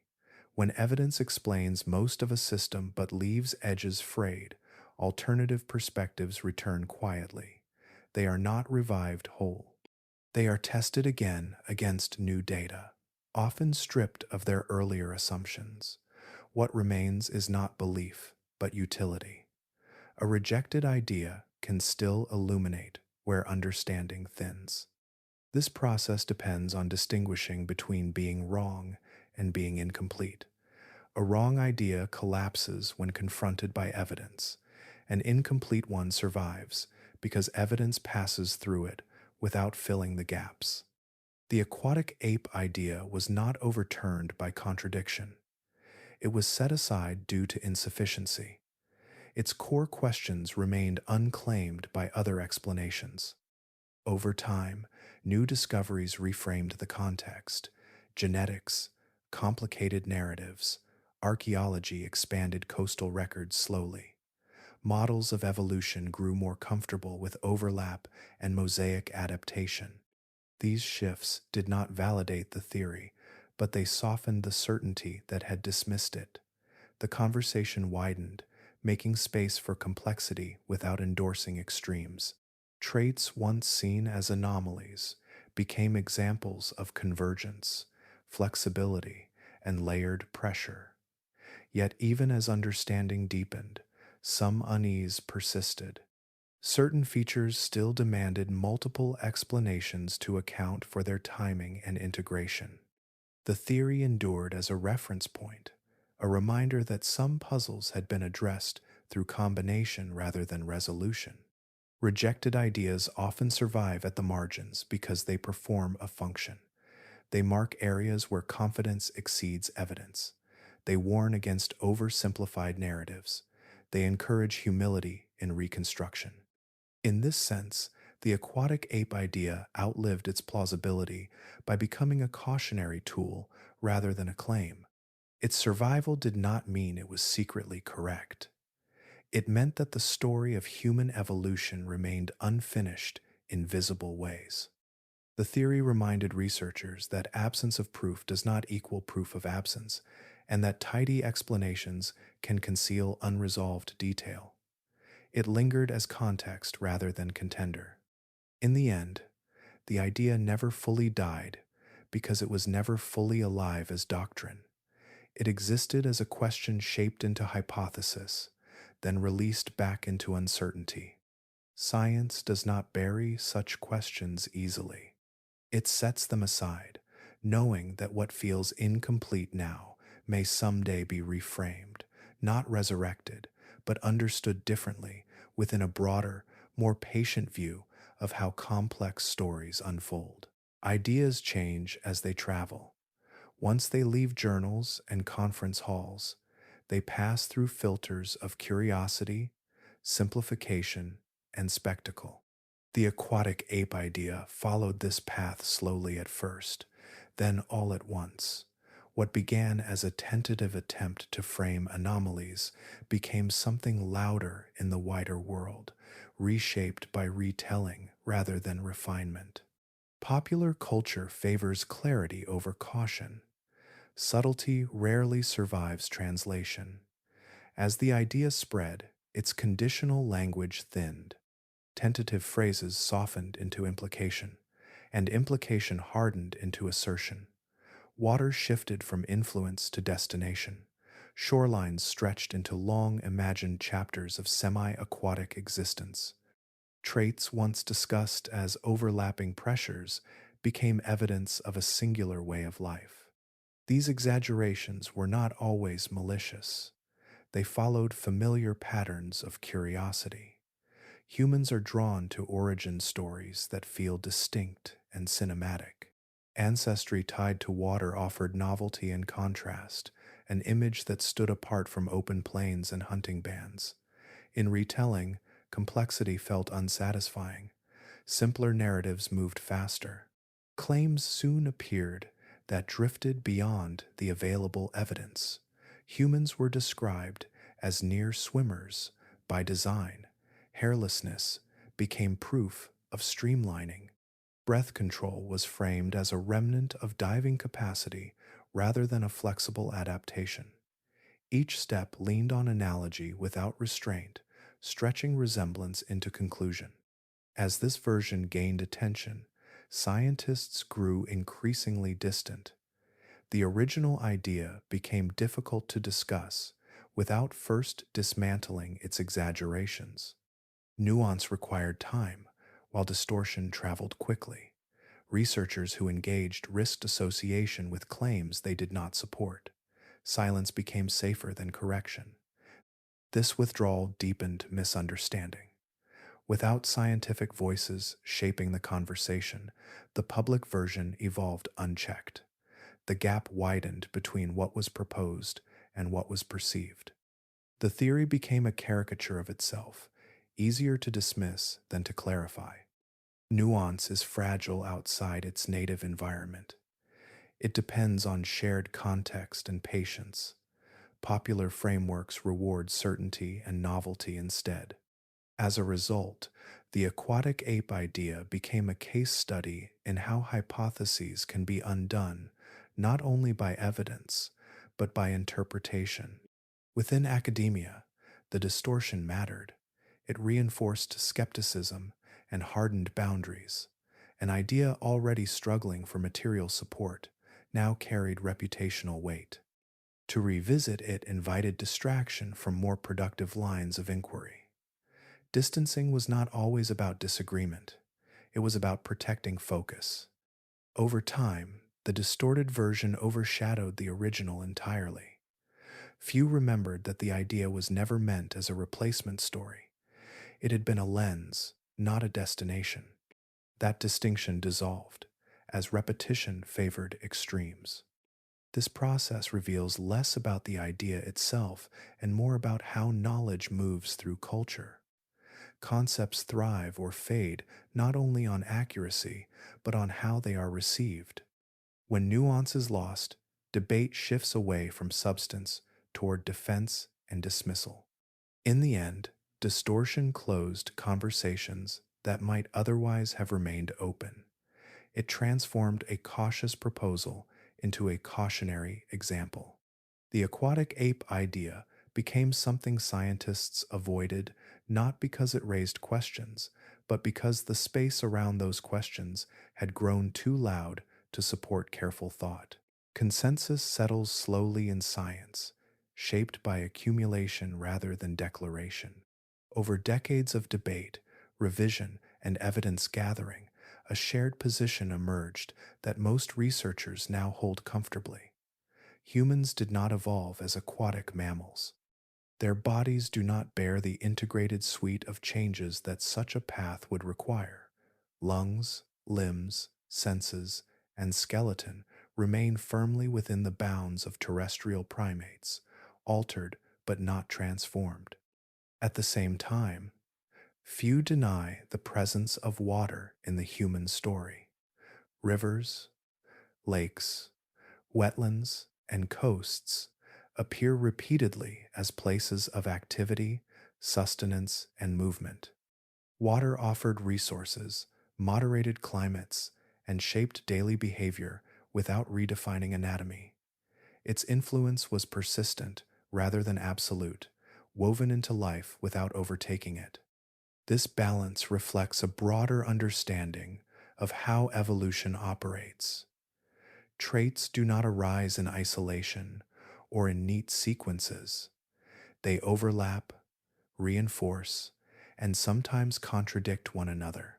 Selection acts on entire organisms moving through changing environments, not on single features responding to single pressures. The result is not a linear narrative, but a layered outcome. Within this framework, many traits once seen as anomalous become easier to place. Sweating aligns with endurance and heat regulation. Reduced hair fits exposure and climate variability. Fat distribution reflects energy buffering and thermal management. Breathing control supports exertion and communication. Each feature contributes to survival across a range of contexts rather than pointing toward one defining habitat. Scientists today favor this mosaic view. Human evolution is understood as a process of negotiation with multiple environments rather than adaptation to one. Forest margins, open plains, and water-rich landscapes all left impressions. None alone dictated form. Instead, bodies adapted to flexibility, retaining traits that worked well enough across varied conditions. This perspective values complexity over simplicity. It resists stories that hinge on single causes or dramatic shifts. It accepts that some traits arose for reasons that later changed. Others persisted because they proved useful in more than one setting. Evolution becomes less about destination and more about resilience. Under this view, earlier debates feel less polarizing. The aquatic ape idea no longer stands as something to be defended or rejected outright. It becomes part of the field's history, a reminder of how unresolved questions can provoke creative framing. Its failure to define the story does not erase its role in revealing where explanations once felt thin. Agreement today rests not on closure, but on proportion. Water mattered, but not enough to redefine humanity's place among mammals. Land-based pressures dominated structure, while aquatic and semi-aquatic contexts shaped behavior and opportunity. Both can be acknowledged without competition. This consensus reflects maturity rather than compromise. It recognizes that evolutionary history rarely resolves into clean arcs. It unfolds through overlap, redundancy, and gradual adjustment. The human body carries marks of many environments, layered patiently over time. In this quiet understanding, there is no need for singular stories. Complexity itself becomes the explanation. Human evolution is not diminished by resisting simplification. It is clarified. Evolution does not erase its drafts when a new chapter begins. It edits by addition, not replacement, preserving what continues to function while layering new responses on top. Old traits rarely vanish cleanly. They are adjusted, repurposed, or carried forward beneath more recent changes. The body becomes a record of negotiations rather than conclusions. This layering occurs because environments themselves rarely change all at once. Landscapes overlap and interleave across time. Forests give way to grasslands unevenly. Wetlands expand and contract. Shorelines advance and retreat. Populations encounter several conditions within a single lifetime, and many more across generations. Adaptation responds to this mixture rather than to a single, stable setting. As a result, selection favors versatility. Traits that perform reasonably well across varied contexts persist more reliably than those optimized for one narrow niche. A body that tolerates heat, manages endurance, processes diverse foods, and adapts behaviorally gains resilience. Efficiency in one domain becomes less valuable than adequacy in many. Humans reflect this pattern clearly. Their anatomy and physiology do not align perfectly with any single environment. They are not specialized sprinters, climbers, diggers, or swimmers. Instead, they carry features that function across boundaries. Upright posture aids travel and balance. Sweating manages heat in multiple contexts. Fat buffers energy and temperature. Hands manipulate objects wherever materials appear. These elements did not arrive in sequence, replacing what came before. They accumulated. A trait shaped under one pressure remained present when conditions shifted, later interacting with new demands. Over time, combinations emerged that looked inconsistent when viewed in isolation, yet coherent when considered together. This is why humans are often described as evolutionary mosaics. Their bodies resemble composite forms built from overlapping adaptations rather than streamlined designs. Each piece tells part of the story. None tells it fully. The whole resists reduction. Tidy stories struggle in this space. They require clarity, direction, and finality. Evolution offers none of these reliably. It proceeds through contingency, compromise, and persistence. Features remain not because they are perfect, but because they are sufficient. Change is conservative, keeping what works long enough for something else to build upon it. The danger of tidy stories lies not in their inaccuracy alone, but in their exclusion. By focusing on a single cause or environment, They overlook the quieter influences that accumulate alongside it. They frame evolution as a series of answers rather than an ongoing process. Understanding humans through this lens dissolves many apparent contradictions. Traits that once seemed misplaced no longer require singular justification. They reflect layered responses to overlapping pressures. Variation becomes expected rather than problematic. This perspective does not weaken evolutionary explanation. It deepens it. It accepts that history is messy and that clarity often arrives through patience rather than precision. The human form is not the product of a straight line, but of many lines crossing, diverging, and rejoining across time. In recognizing this, the search for one defining narrative loses urgency. What remains is a quieter appreciation for complexity. Evolution, in shaping humans, did not move toward a destination.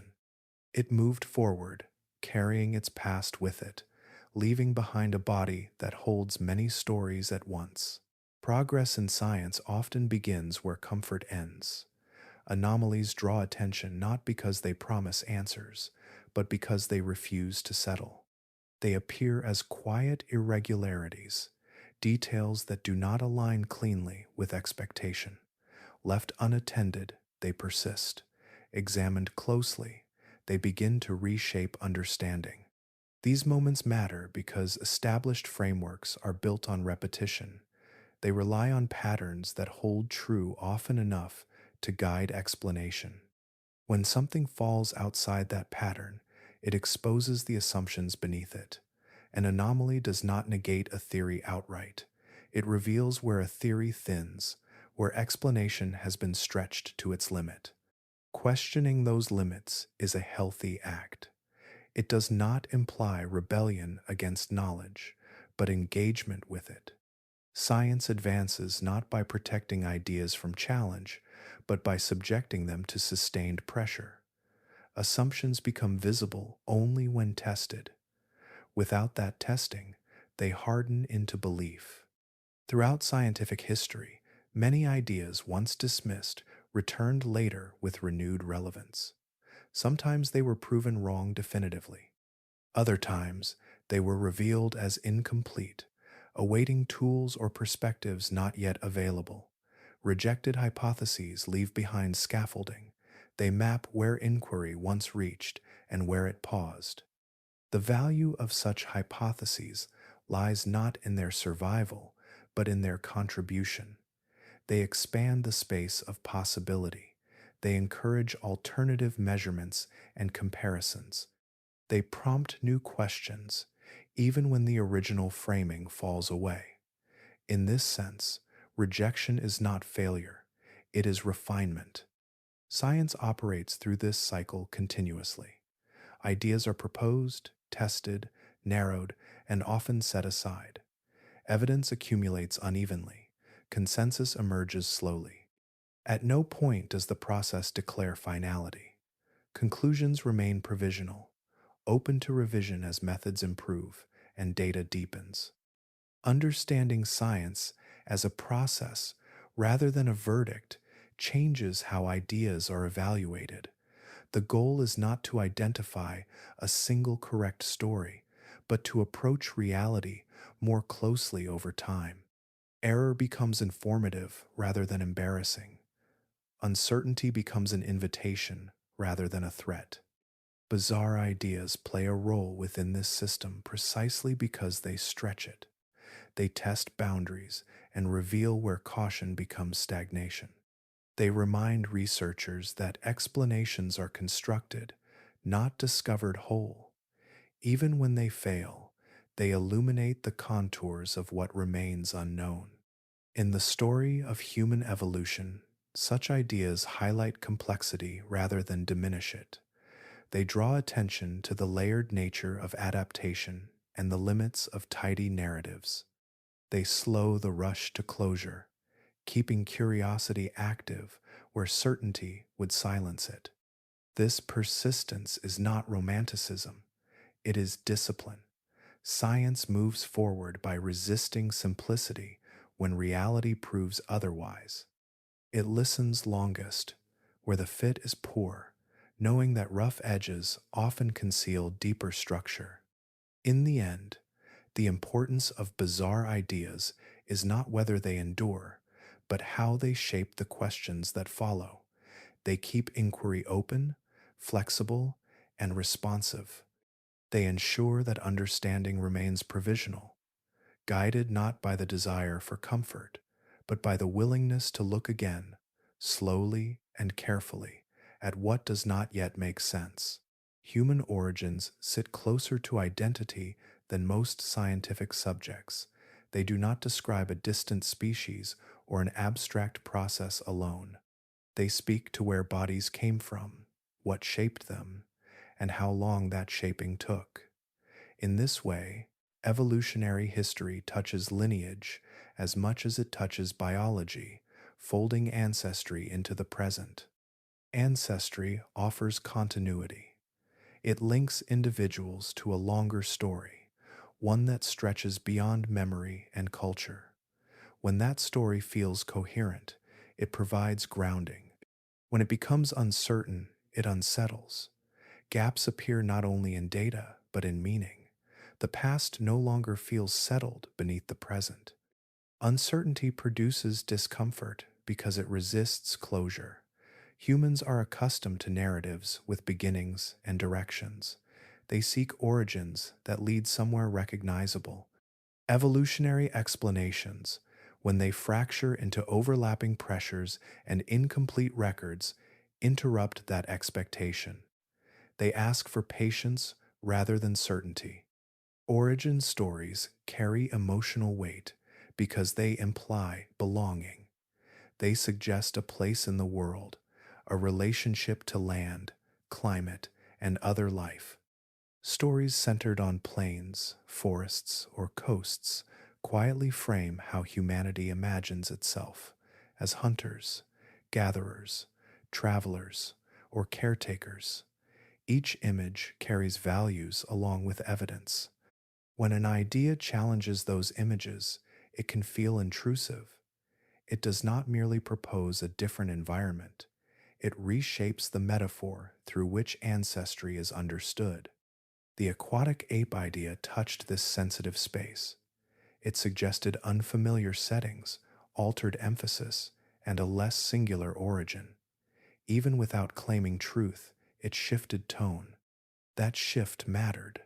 It arrived during a period when scientific authority was already under public negotiation. Questions about expertise, identity, and meaning intersected with research. An idea that blurred boundaries between land and water echoed larger cultural uncertainties about where humans fit within nature. For some, the discomfort lay in perceived demotion. Water-based imagery lacked the clarity of heroic narratives built around conquest and mastery. It softened the arc, replacing dominance with adaptation.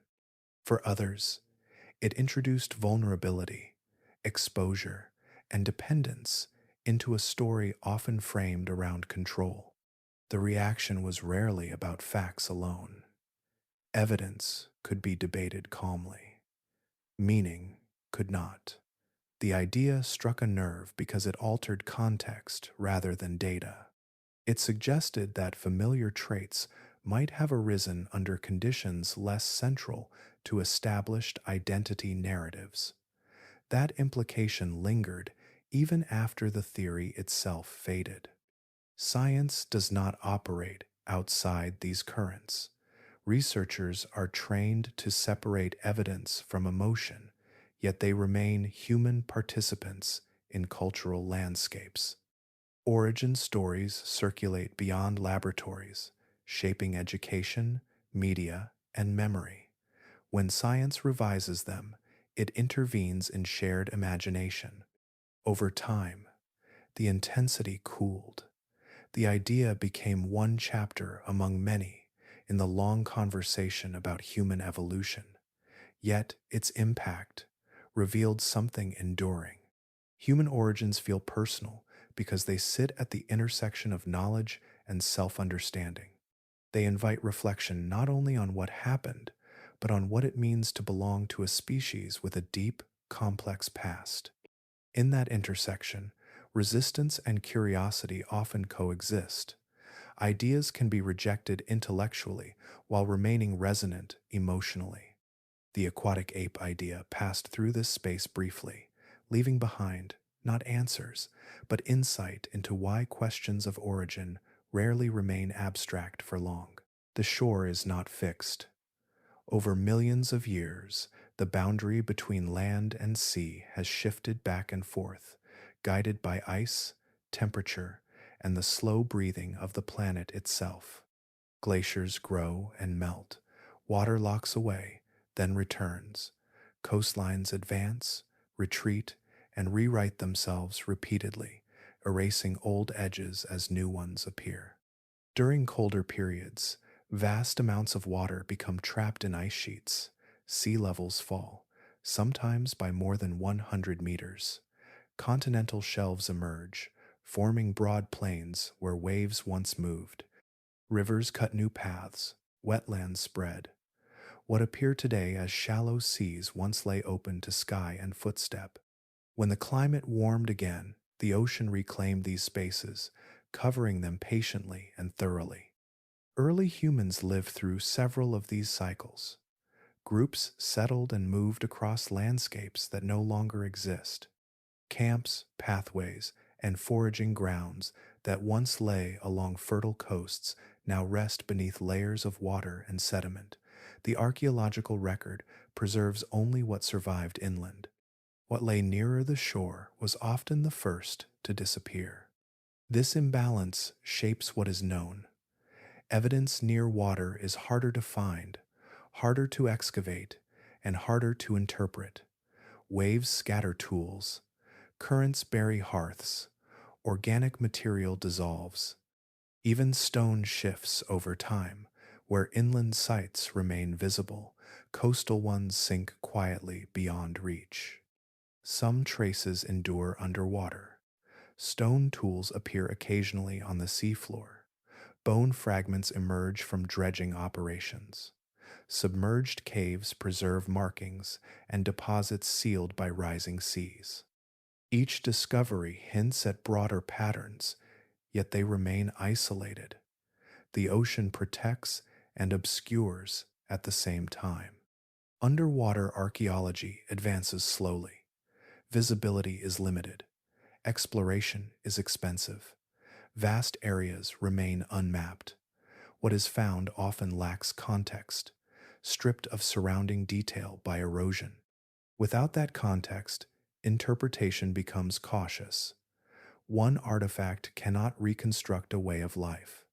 As a result, much of early human coastal activity remains inferred rather than observed. Models fill gaps where evidence cannot. These gaps do not signal absence of behavior, they signal absence of access. The planet's changing surface has filtered history unevenly, preserving some stories while removing others almost entirely. What may never be recovered weighs quietly on interpretation. Entire regions where humans lived, learned, and adapted lie underwater, altered beyond recognition. Seasonal camps and gathering sites left no durable trace before being submerged. Generations of movement vanished without record. The silence is not empty, but unreachable. This loss matters because it shapes proportion. When evidence skews inland, explanations skew inland as well. Water appears as a backdrop rather than a setting. Coastal influence is discussed cautiously, not because it lacked importance, but because its record dissolved first. Understanding this limitation reframes certainty. The absence of coastal evidence does not settle debate. It marks a boundary of knowledge shaped by geology rather than by life. Sea level rise did not erase human history, but it removed access to parts of it. Beneath modern oceans lie landscapes that once supported routine life. Their disappearance reminds researchers that the past was lived on surfaces that no longer exist. What survives is partial by necessity. Human origins must be traced with this imbalance in mind, acknowledging that some chapters now rest beneath the sea, preserved only as possibility rather than proof. Knowledge fades at the edges before it fades at the center. In the study of human origins, those edges remain wide. Despite decades of excavation and analysis, significant portions of the story remain incomplete, not from lack of effort, but from the nature of what time preserves and what it erases. Fossils form under rare and specific conditions. Bone must be buried quickly, protected from scavengers, and sealed from decay. Most bodies never meet these requirements. They disappear into soil, water, and heat without trace. For early humans living across shifting landscapes, this means that only a fraction of individuals left any physical record at all. Entire populations may have lived and died unseen by history. The fossils that do survive cluster unevenly. Some regions offer repeated discoveries, while others remain silent. Geological activity, erosion, and later human settlement all influence where evidence remains accessible. Absence does not imply emptiness. It reflects the selective memory of the planet. Migration adds another layer of uncertainty. Human movement unfolded across vast areas over long periods, often following routes that leave little durable trace. Pathways along rivers, coastlines, and seasonal corridors resist clear mapping. Genetic signals suggest movement, mixing, and return, but precise routes remain blurred. The map exists in fragments, not lines. Timelines complicate this further. Dating methods improve continually, yet margins of error remain. Layers shift, materials are reused. Sites reflect repeated occupation rather than single moments. Establishing when a behavior began or how long it persisted often involves overlapping estimates rather than fixed points. Sequences become ranges. Ranges overlap. These uncertainties persist because the past is not an archive built for retrieval. It is an active system that continues to reshape itself. Tectonic motion folds strata. Water redistributes sediment. Life recycles material endlessly. Each process favors loss over preservation. Technology narrows some gaps while revealing others. New imaging methods detect buried structures. Genetic analysis traces deep relationships. Underwater exploration expands reachable terrain. Each advance adds clarity in one area, while exposing how much remains beyond reach. The horizon retreats as tools approach it. Interpretation also contributes to uncertainty. Evidence must be framed within models that evolve over time. When new data appears, older explanations are revised or abandoned. This does not reflect instability. It reflects responsiveness. Understanding deepens by adjustment rather than accumulation alone. The gaps that remain are not failures of inquiry. They are features of the subject itself. Human evolution unfolded across millions of years, thousands of generations, and environments that no longer exist. Expecting completeness from such a record imposes modern standards on ancient processes. Acknowledging what remains unknown changes the tone of explanation. It tempers certainty without diminishing confidence. It allows multiple hypotheses to coexist where evidence permits. It encourages caution where silence dominates. In this quiet space between what is known and what is missing, curiosity continues. The absence of answers does not halt the story. It defines its texture. Human origins remain a landscape, shaped by discovery and loss together, understood not as a finished account, but as a work still unfolding beneath layers of time. Some discoveries arrive quietly, not as revelations, but as subtle shifts in perspective. They do not overturn the past. They add weight to places once treated as margins. In the study of human origins, several such avenues continue to open, each widening the field without closing it. Underwater archaeology remains one of the most transformative frontiers. Continental shelves, drowned valleys, and submerged caves preserve landscapes long removed from sight. Advances in sonar mapping, remotely operated vehicles, and sediment analysis now allow careful exploration of these spaces. What emerges is not a single missing chapter, but a wider frame. Stone tools, habitation surfaces, and modified coastlines appear as hints of daily life now concealed beneath layers of water. Each find rebalances proportion, offering presence rather than proof.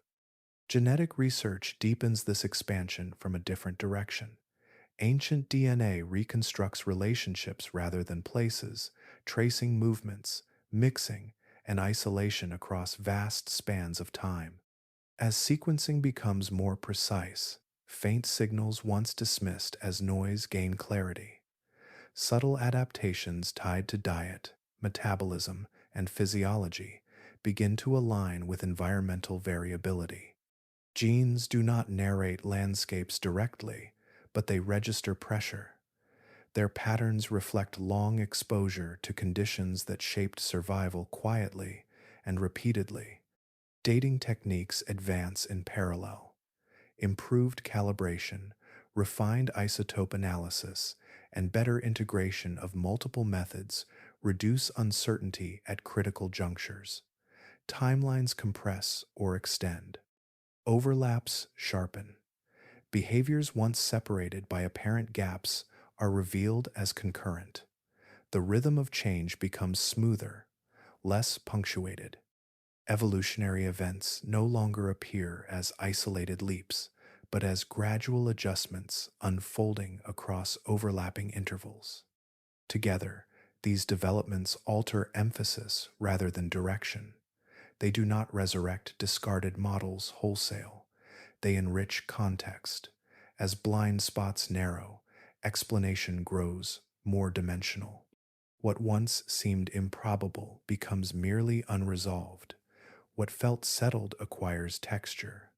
This process underscores why the story remains unfinished. Human evolution does not resolve cleanly because it unfolded across environments that shifted continuously. Evidence emerges unevenly, influenced by where preservation allowed memory to linger. Each new technique accesses a different layer of that memory, revealing continuity where gaps once seemed final. Future discoveries will not simplify this picture. They will complicate it further, adding depth where clarity once felt reassuring. The expectation of a singular narrative gives way to coexistence of multiple influences. Adaptation appears less as response to one defining pressure and more as accumulation of many quiet ones. As methods improve, confidence grows alongside humility. Certainty sharpens in some areas while retreating in others. Knowledge expands by acknowledging its own limits. The unfinished quality of the story becomes its strength rather than its weakness. In this ongoing process, change does not arrive as correction alone, it arrives as expansion.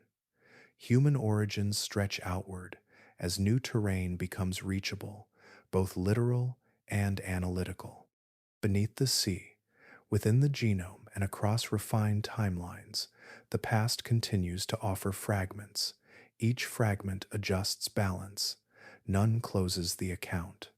The future of this story lies not in overturning what is known, but in filling space around it. Evolutionary history remains open because it was never designed to conclude. It persists as a landscape of inquiry, shaped slowly by discovery, still unfolding beneath the calm surface of time. Scientific understanding settles into place without locking itself there. It advances through approximation, revision, and restraint, guided by evidence that accumulates unevenly. Final answers remain rare because nature does not arrange itself for tidy resolution. Processes stretch across timescales that resist full reconstruction. Signals overlap, traces disappear. What remains is clarity edged with uncertainty. This does not reflect weakness, it reflects honesty. Science describes what can be supported, not what feels complete. Each explanation is framed within the limits of available data and current tools. As those tools change, interpretations shift. Knowledge holds its shape loosely, prepared to adjust without collapsing. Learning to live with this quality requires a different posture. It values patience over closure. It accepts that understanding may remain partial without being flawed. In fields that deal with deep time and vanished landscapes, certainty becomes a gradient rather than a destination. Confidence grows not from absolute answers, but from consistency across many lines of evidence. Comfort with not knowing develops slowly. It replaces the desire for narrative endings with appreciation for open structure. Gaps no longer demand immediate filling. Silence within the record becomes informative rather than threatening. It suggests boundaries of preservation, not failures of inquiry. Curiosity continues within this space. It shifts focus from conclusion to process.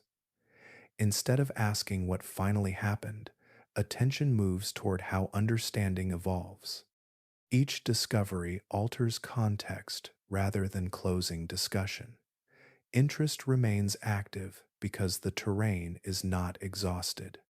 This approach changes the tone of exploration. Urgency gives way to steadiness. Ideas are tested without expectation of permanence. Hypotheses rise, interact, and sometimes dissolve. Their influence persists through the questions they sharpen rather than the answers they secure. In this calm acceptance, complexity becomes familiar. Overlapping explanations coexist without conflict. Traits shaped by multiple pressures are expected rather than surprising. Evolutionary narratives accommodate contradiction, recognizing that life rarely follows single causes. Such acceptance does not reduce wonder, it deepens it. The awareness that the past cannot be fully retrieved lends significance to what remains visible. Each fragment carries weight precisely because it is incomplete. Meaning emerges through alignment, not through total recovery. Living with uncertainty also encourages care in interpretation. Claims are measured. Language remains provisional. Certainty is applied where evidence supports it and withheld where it does not. This discipline preserves integrity. It prevents stories from hardening prematurely. Across this series of inquiry, uncertainty functions as a companion rather than an obstacle. It keeps the field responsive and alive. It invites revision without erasure. It allows multiple perspectives to refine one another over time. In accepting that science rarely offers final answers, a quieter satisfaction appears. Understanding becomes a continuous practice rather than a solved puzzle. Knowledge grows not by closing doors, but by learning how to stand comfortably in their open frames, attentive to what may still emerge. In the end, the significance of this theory does not rest on whether it stands or falls. Its lasting value lies elsewhere, in what it exposed about the way humans interpret themselves and the tools they use to do so. The idea functioned less as an answer and more as a mirror, reflecting habits of thought that usually remain unnoticed. When the theory appeared, it drew attention because it challenged expectations quietly rather than loudly.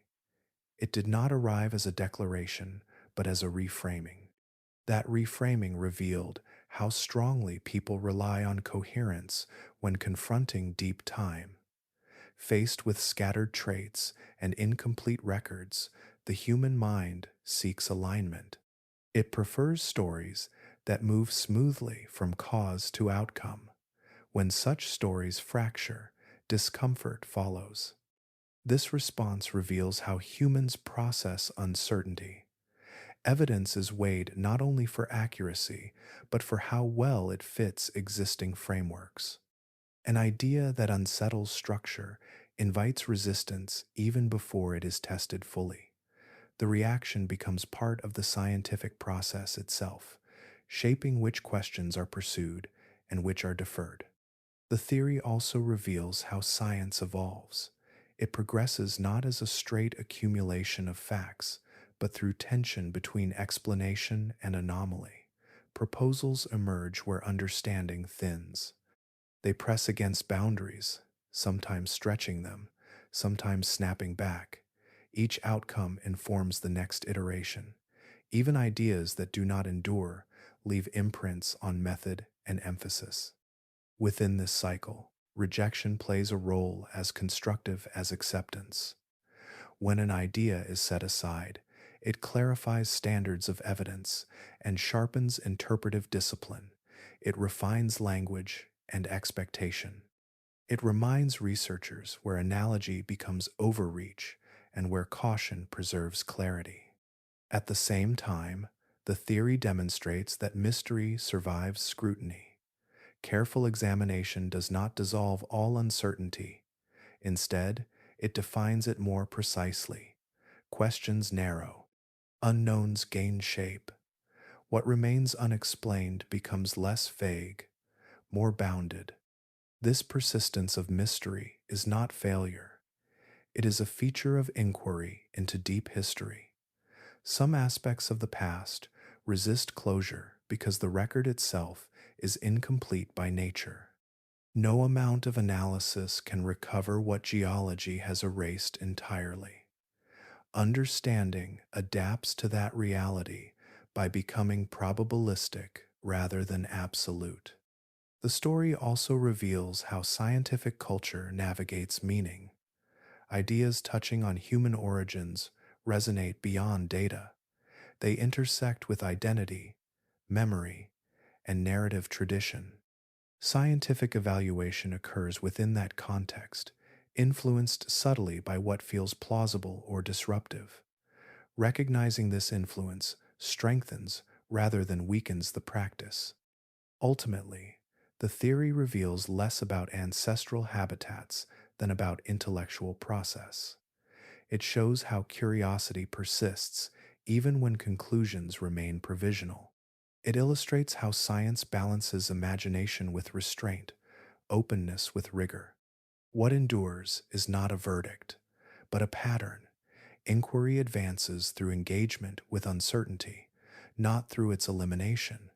Mystery remains present, refined but intact, reminding researchers that understanding deepens not by resolving every question, but by learning how to live thoughtfully beside those that remain.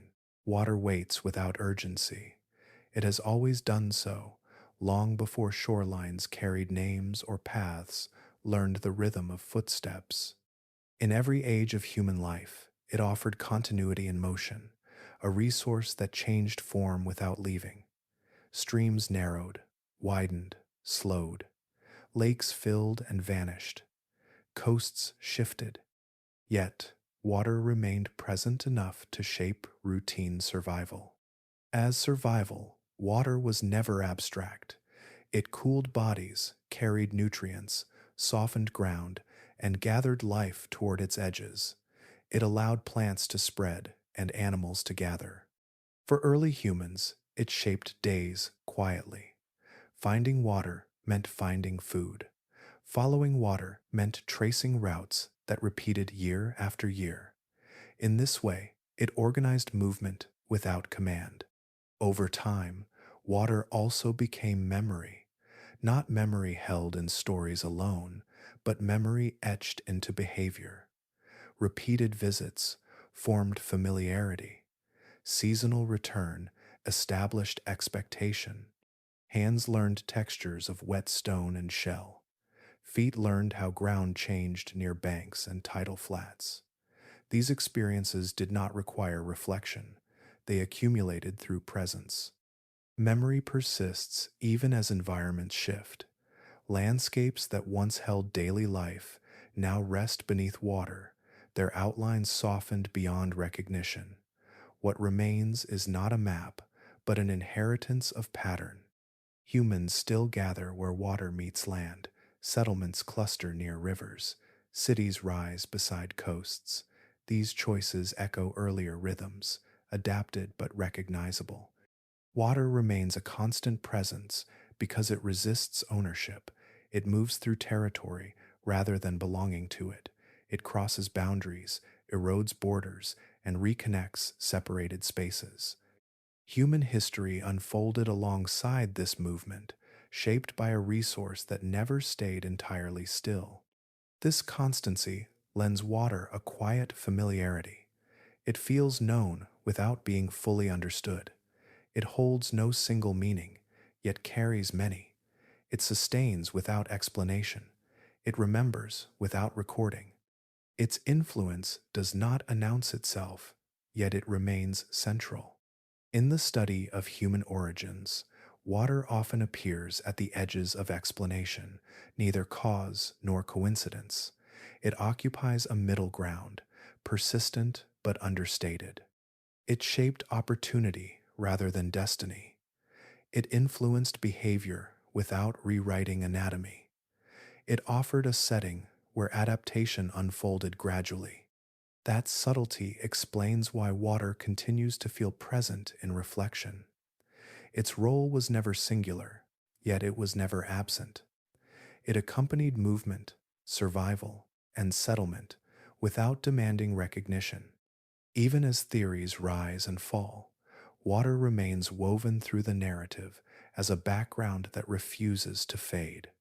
In this closing moment, water does not resolve the story. It softens it. It provides continuity where certainty ends. It reminds us that some influences act quietly, shaping life through repetition rather than transformation. The pull of water endures because it never belonged solely to the past. It remains beside modern life as it did beside early life, reflecting and reshaping without conclusion.